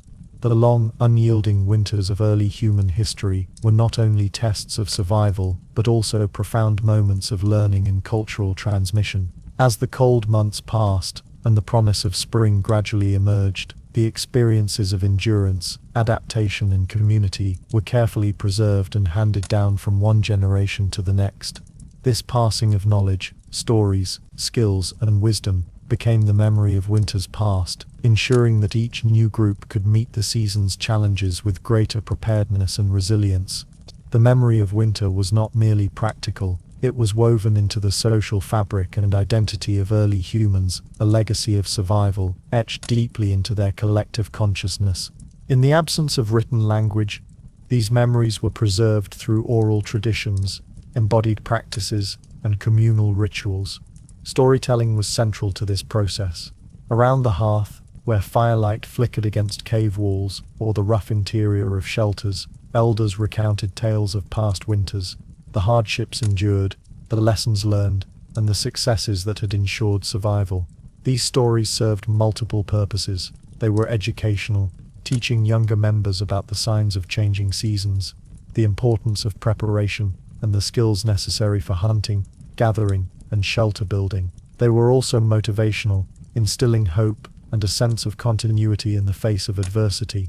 The narratives were rich in detail and metaphor, often linking natural phenomena with human experience. For example, the return of certain birds or the melting of ice at the cave mouth might be personified or imbued with symbolic meaning, connecting the physical world to the moral and social lessons of endurance and cooperation. These stories created a shared memory that bonded the group, reinforcing social cohesion and identity. Beyond storytelling, practical skills were taught through direct participation and observation. Children and younger members of the group learned by watching adults repair clothing, prepare food caches, maintain fires, and craft tools. These hands-on lessons were crucial, as the knowledge required to survive winter was complex and multifaceted. Techniques such as tracking animals in snow, identifying edible plants emerging from thawed soil, or repairing a torn hide garment were passed down through apprenticeship-like learning, ensuring that vital skills were not lost. Rituals and ceremonies also played a role in preserving winter memory. Seasonal gatherings might mark the beginning or end of winter, featuring communal feasts, dances, or symbolic acts that reinforced the significance of survival and renewal. These rituals celebrated the community's resilience and acknowledged the cycles of nature that governed their lives. By participating, individuals internalized the collective experience and understood their place within it. The memory of winters past extended to the physical environment as well. Early humans created marks or arrangements, such as stone piles, carved symbols or organized caches that served as tangible reminders of important locations or events. These physical markers acted as mnemonic devices, aiding in navigation, resource management, and the transmission of knowledge about the landscape. For example, a particular cluster of stones might denote a cache of stored food or a favored shelter, preserving crucial information across seasons and generations. Language, though likely limited in complexity compared to modern speech, was an essential vehicle for memory. The development of vocabulary related to weather, seasons, animals, and tools facilitated precise communication about survival strategies. Shared terms allowed for the coordination of activities such as hunting parties or resource gathering, enhancing group efficiency. This growing linguistic capacity reflected and reinforced the importance of winter memory in social organization. The preservation of winter knowledge was also adaptive. As environments changed and groups migrated or encountered new challenges, stories and skills evolved, new observations were incorporated, and unsuccessful practices were discarded or modified. This dynamic transmission allowed human groups to continually improve their chances of survival, building on the accumulated wisdom of their ancestors. Importantly, the memory of winters past was not only about hardship, but also about triumph. Celebrating the successful navigation of the cold months reinforced group identity and resilience. These collective memories provided psychological strength, reminding individuals that survival was possible through preparation, cooperation, and adaptability. This assurance was vital in maintaining morale during future winters. The intergenerational transmission of winter knowledge was a cornerstone of human development. It fostered continuity in cultural practices, technological innovation, and social structures. The ability to remember, teach, and learn about the season's challenges allowed early humans to transform a recurring natural threat into an opportunity for growth and social cohesion. This memory also laid the groundwork for future advances. Understanding seasonal cycles contributed to the eventual development of agriculture, permanent settlements, and complex societies. The skills and stories preserved through winter memory shaped human interaction with the environment in profound ways, influencing everything from food production to social hierarchy. In essence, the memory of winters past was a living archive of human experience, embedded in the stories told around the fire, the skills demonstrated in daily life, and the rituals that marked the passage of time. It was a legacy that ensured each new generation could face the cold, not as isolated individuals, but as members of a knowledgeable, connected, and enduring community.